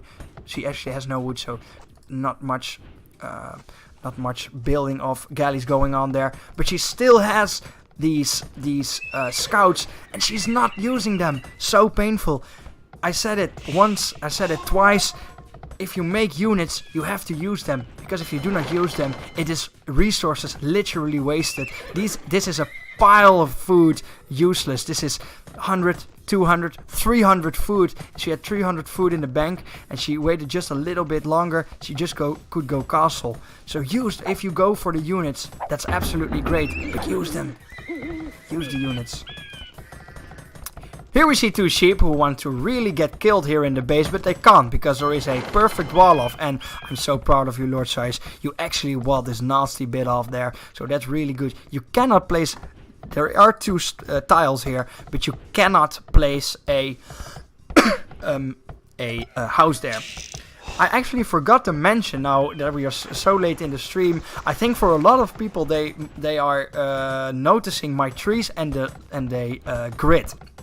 So if you look at the tournament ruling, these are actually the only two mods that are allowed for the tournament. The first is the grid mod, and it gives you this grid. Now what this grid is useful for is for situations like this. It makes the spaces more visible that are vulnerable, where the units can pass through. Now this is not the best or not the worst case. What is actually worse is situations like this.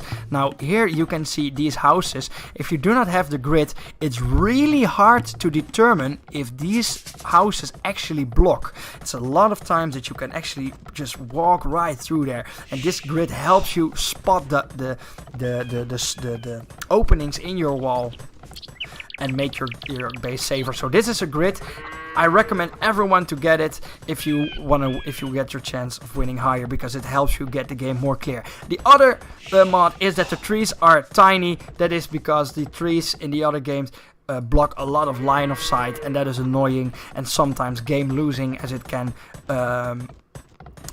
hold you back from spotting things that might kill you. Now here we see the scouts of Anugmilla going up and trying to do some damage, and if we go to Lord Sias, yes, we see that he has clicked up. So that is the painful part. These scouts will arrive at the base when Lord Sias is already castle age, and that is the time that these scouts will be useless, because he's already ahead, and he will have a lot of strong answers against these scouts. He can make knights that can chase down the scouts and are stronger than scouts, and he can make pikemen, the upgraded version of spearmen, that are even stronger against the scouts and will absolutely rip through them in like 2 or 3 hits. I believe 3. Make 3 of those bad boys and you absolutely decimate this army. Now we see a defensive tower here for Lord Sias, so the scouts are not really able to attack this, because they will just bell hill in here. And here we have the villagers that are a little bit outside of the town. These house placement is a little bit awkward, makes it harder for your villagers to run to your town center, but it will still be enough time for these scouts. The scouts have +2 upgrades for the feudal age, giving them 5 damage, with the villager 25, and with this much scouts it makes for very quick villager killing. And here we will see the first attack from Anugmilla, and we will see if she will get some villagers down. Now Lord Sias is at a 40 population and Anugmilla is at a 46 population, so she has the population advantage, and we will see if that will actually help her. She is very far behind in castle timing. She has 1,000. She has the resources to go castle, and she has a galley. So we actually see Anugmilla doing a lot of things really good here, but just not just using it the right way. Here we see the villagers of Lord Sias actually idling, getting killed right under the tower. Wow, that's a very painful watch. 1, 2, 3 villagers going down. Oh my, they're not even retaliating. What you might sometimes see is villagers actually attacking back to the scouts, because scouts are not that powerful. You can take them down with enough villagers. But there we will see the knights, as I predicted, and spearmen actually from Lord Sias, both very strong counters to the scout push. Now, as I said, the scout push didn't really do that much. I think she killed maybe 6 or 7 villagers, which is nice, but not enough. We also see that Lord Sias has got some naval priority So he can also control the sea, and he control this side of the land. Any units that go up here can be shot. Maybe if you walk here, it's a really, now that I think of it, it's a really awkward stroke. You never really see it, that the entire stroke of land is unplanted or whatever. You know what I mean? There's no forest. This side, a little bit better. You can just wall it off here, but also these players are not doing that, so that doesn't really matter. But Lord Syed has free reign over this, over these seas, and will have all the food for him, for his own.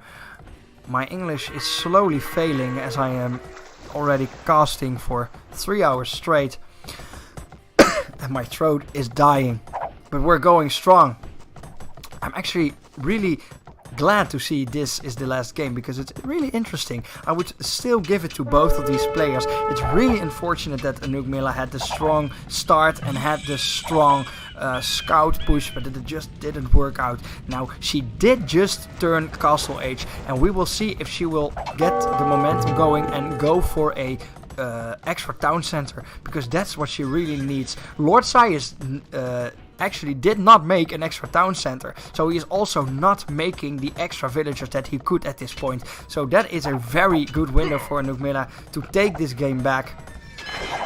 An extra dock going down, but as we see here, the naval priority for Lord Cyrus makes it so that it's very hard for Anugmila to actually get that dock down. We actually see Anugmila doing some nasty shenanigans here and putting the dock right over here. Getting it probably down anyway.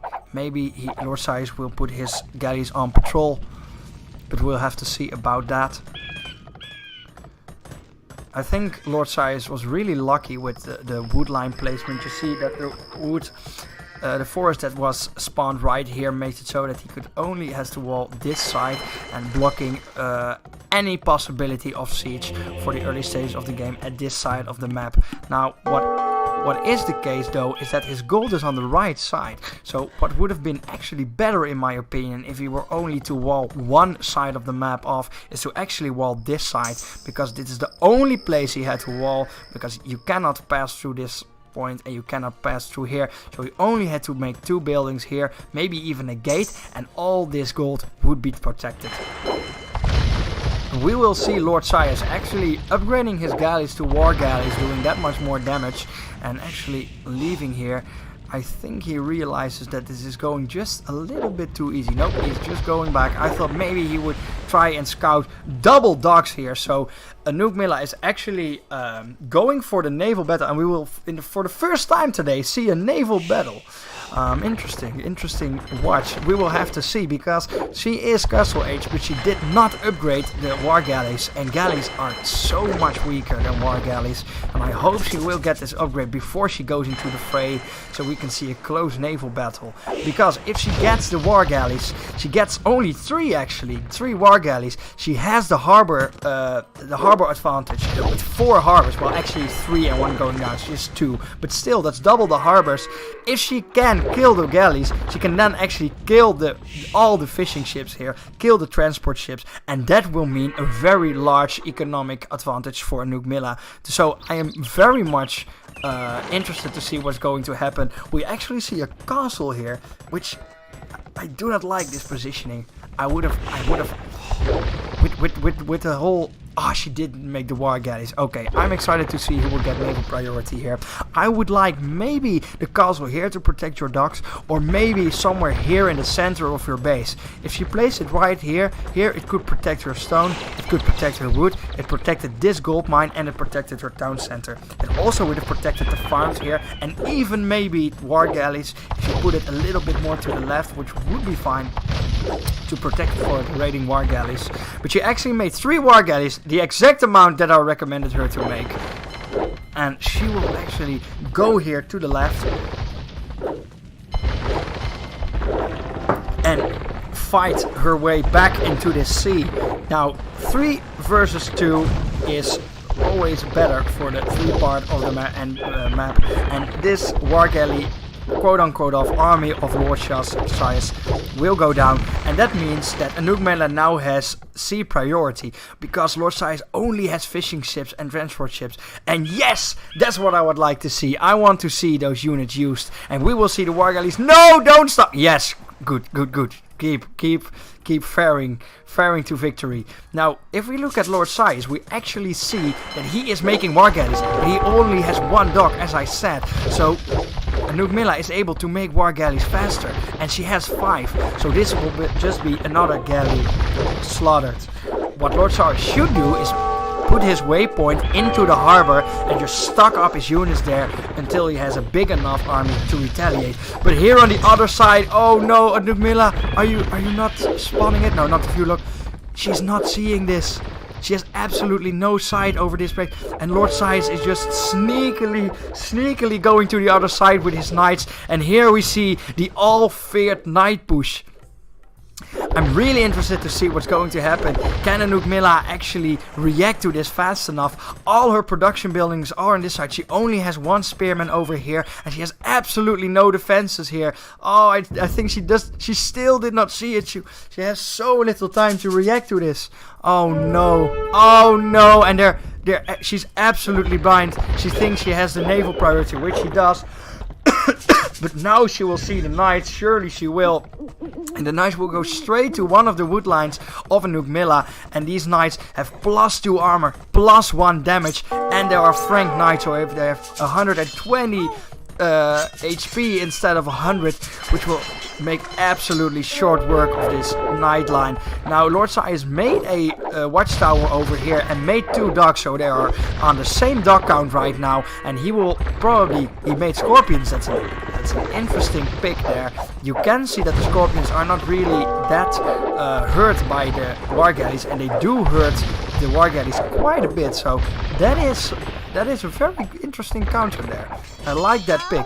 But meanwhile, we see the Knights of Lord Sias absolutely decimating the economy of Anugmela. And that is so painful to watch, because there was so much opportunity there to come ahead in this game, to actually use the Spanish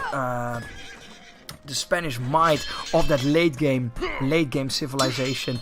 And she does not ring the town bell, so these villagers will not get into the castle, or in the town center rather, but will all just die. She will go Imperial Age though.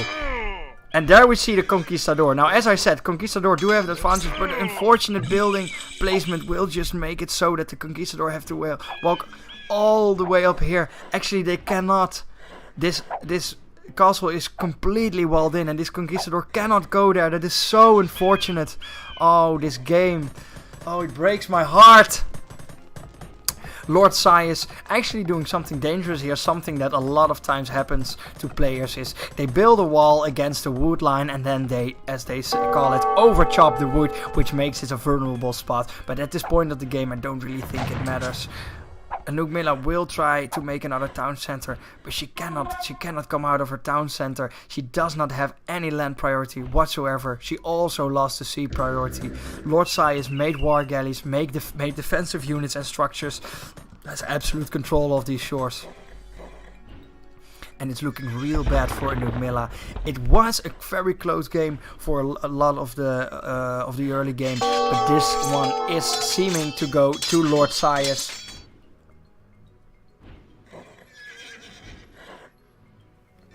Did I say faring?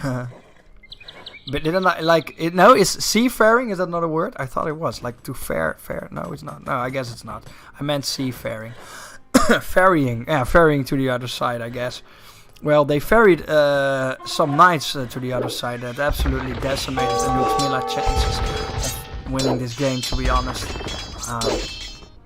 She will need a miracle.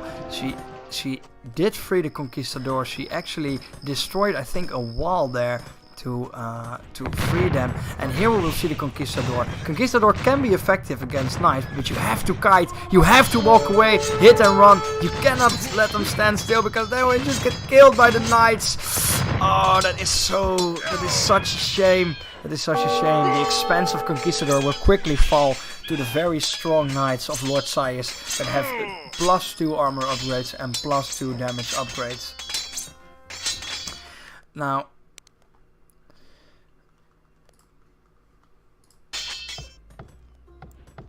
Lord Sias's base. Lord Sias made a second town center and is making those units.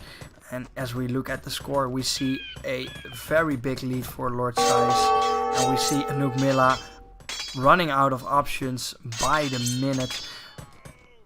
Some defensive war galleys here, but there is no real reason to fight for the sea anymore, since, well, there is a lot of food gone on this side for Lord Sias, and he can just... I don't think she has enough war galleys to stop these transport ships from actually dropping down the units. We do have some archers here. I don't think they have upgrades. No, they do not. So, against the +2 knights, that is a little bit nasty. We've seen it before in one of the earlier games in the Dark Age group. 4 armor for the knights, 4 attack for the archers. There is a minimum of 1 damage, so these 3 archers do 1 damage per shot. So a volley of 3 archers of 3 damage, 120 HP knights. It will take a lifetime to get this knights killed. There stand absolutely no chance. I admire the attempt, but it's looking very nasty. Now here we see Anuk Milla attempting to regain naval priority and attacking the dock. And here we see the absolute naval might of Lord Sias here with 8 war galleys, or 7? 8 or 9, I don't know. An amount close to 10. And especially more than 3, which is important.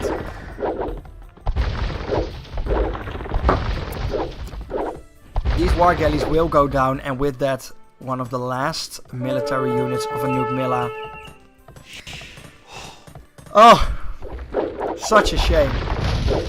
But I think, on the positive side, I think both players played pretty good.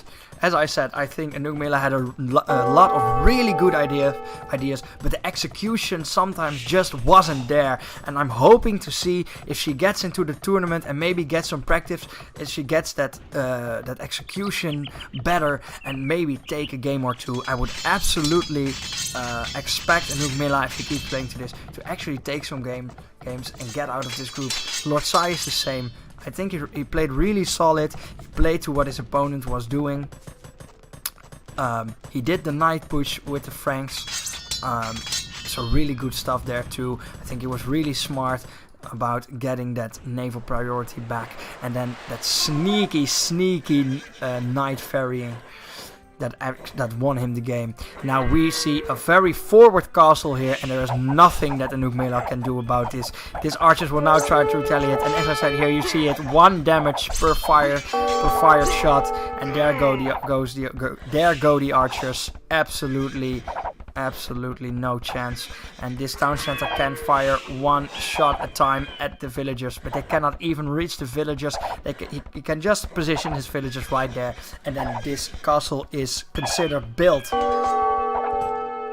Anuk Milla has some villagers, but it is quickly looking to be a GG for Anuk Milla, and I'm expecting a GG anytime now. This amount of knights in your base with a 0 amount of units or military units in your base is a lot of bad news.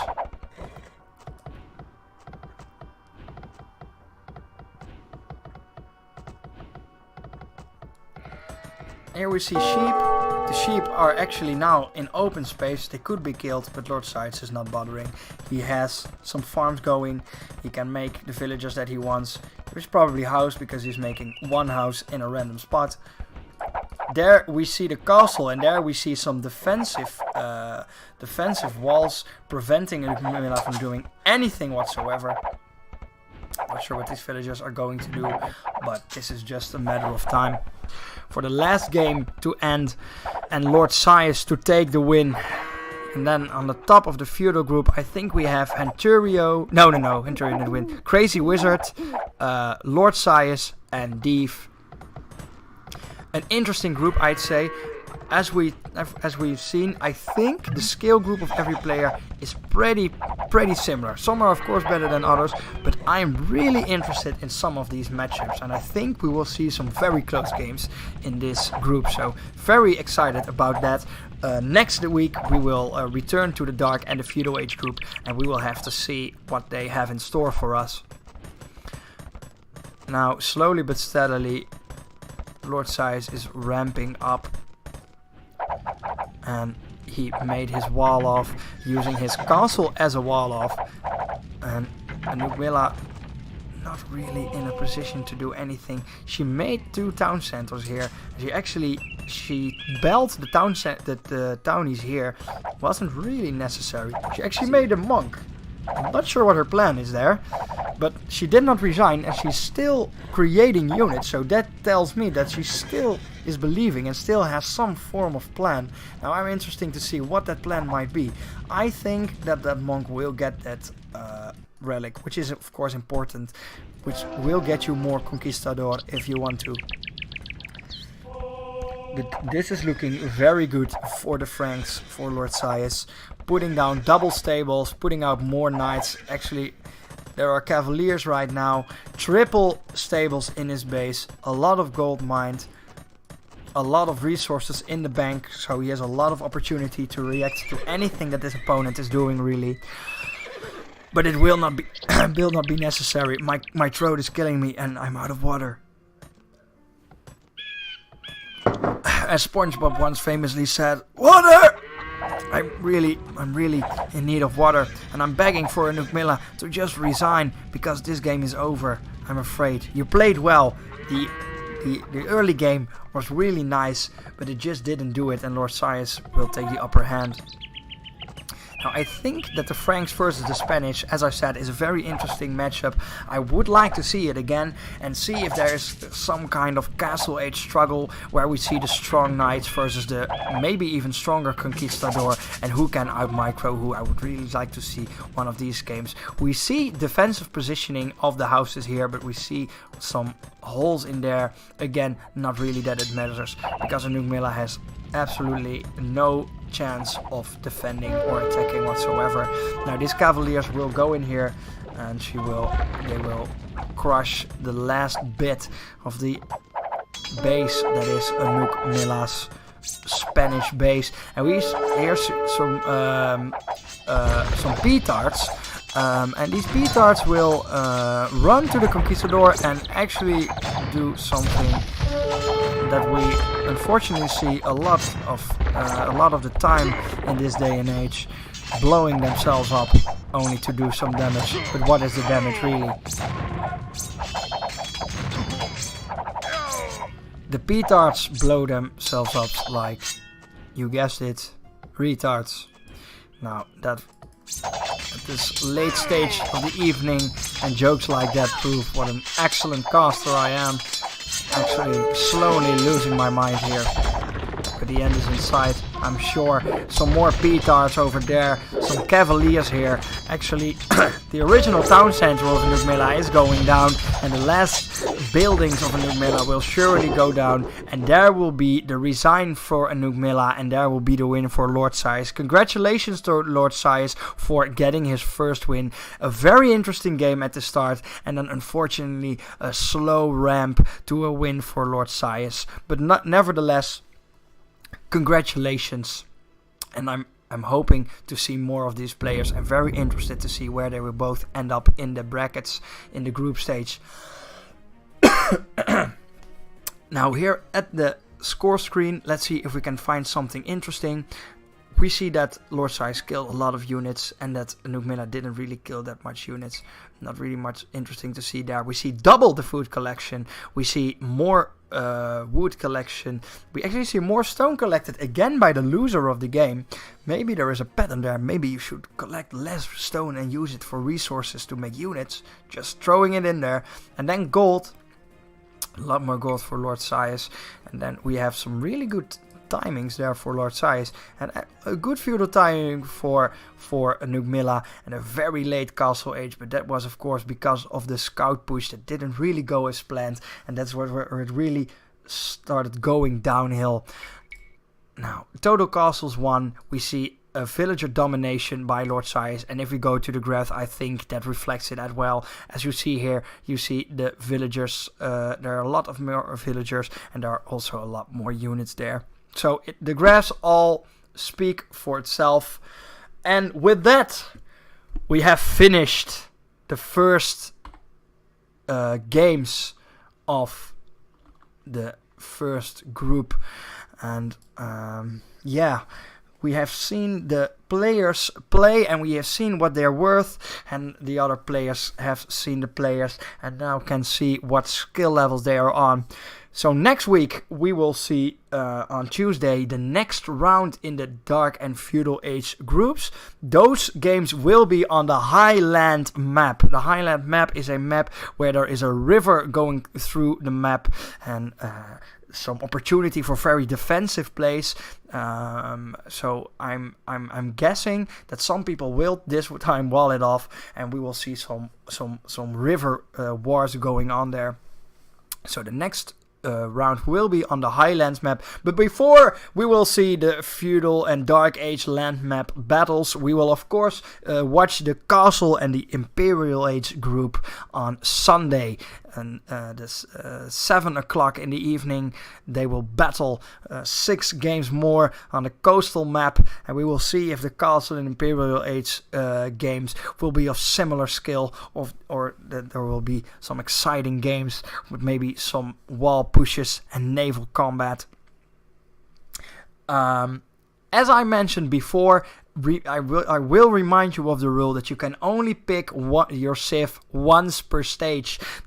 So this means that I'm slowly starting to speak Dutch as we end the stream, but this means that you can only pick the civ that you played in this round only this once in the stage. Once the group stage is over and the elimination stage is there, you can again pick the Mongols, pick the Mayans, pick the Franks, whatever civ you played, but until that time you cannot play that civ again. So keep that in mind when you pick your civs, when you play out your strategies, and when you pick your bands.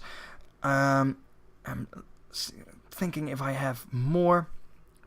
I think that was right about it. So for the next round, we will see Seed 1 playing Seed 6, Seed 4 playing Seed 5, and Seed 2 playing Seed 3. Now let's see if I can show you what that will mean.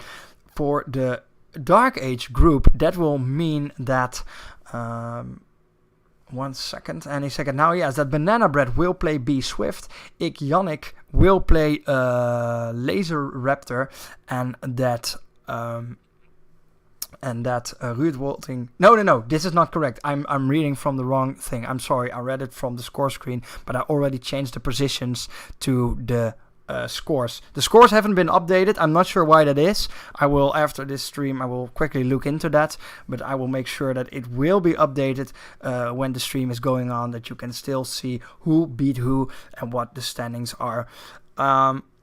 So Seed 1 will play Seed 6, Seed 2 will play Seed 3, and Seed 4 will play Seed 5. Now guys, it is a quarter before 11. We've had almost a 4-hour stream. I've had a lot of fun casting. I've had a lot of fun watching the first games and watching these players go at it at each other. And I really hope that you had fun too. I hope to see you back again at Sunday, 7 in the evening, where we will see the Castle and Imperial Age groups play. If you want to support this stream, please do so. You can find the donation link below. All the money that will be donated will go to the players.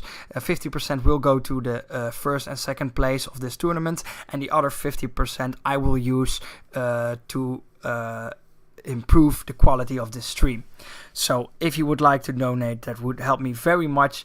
And I saw something about subscriptions, and once I am eligible for subscriptions, I will surely make sure that that is possible. Thank you very much for watching. I will fix the standings right after I finish this stream. I will close Age of Empires for today. And again, thank you very much for watching, and I see you all at Sunday. Bye bye.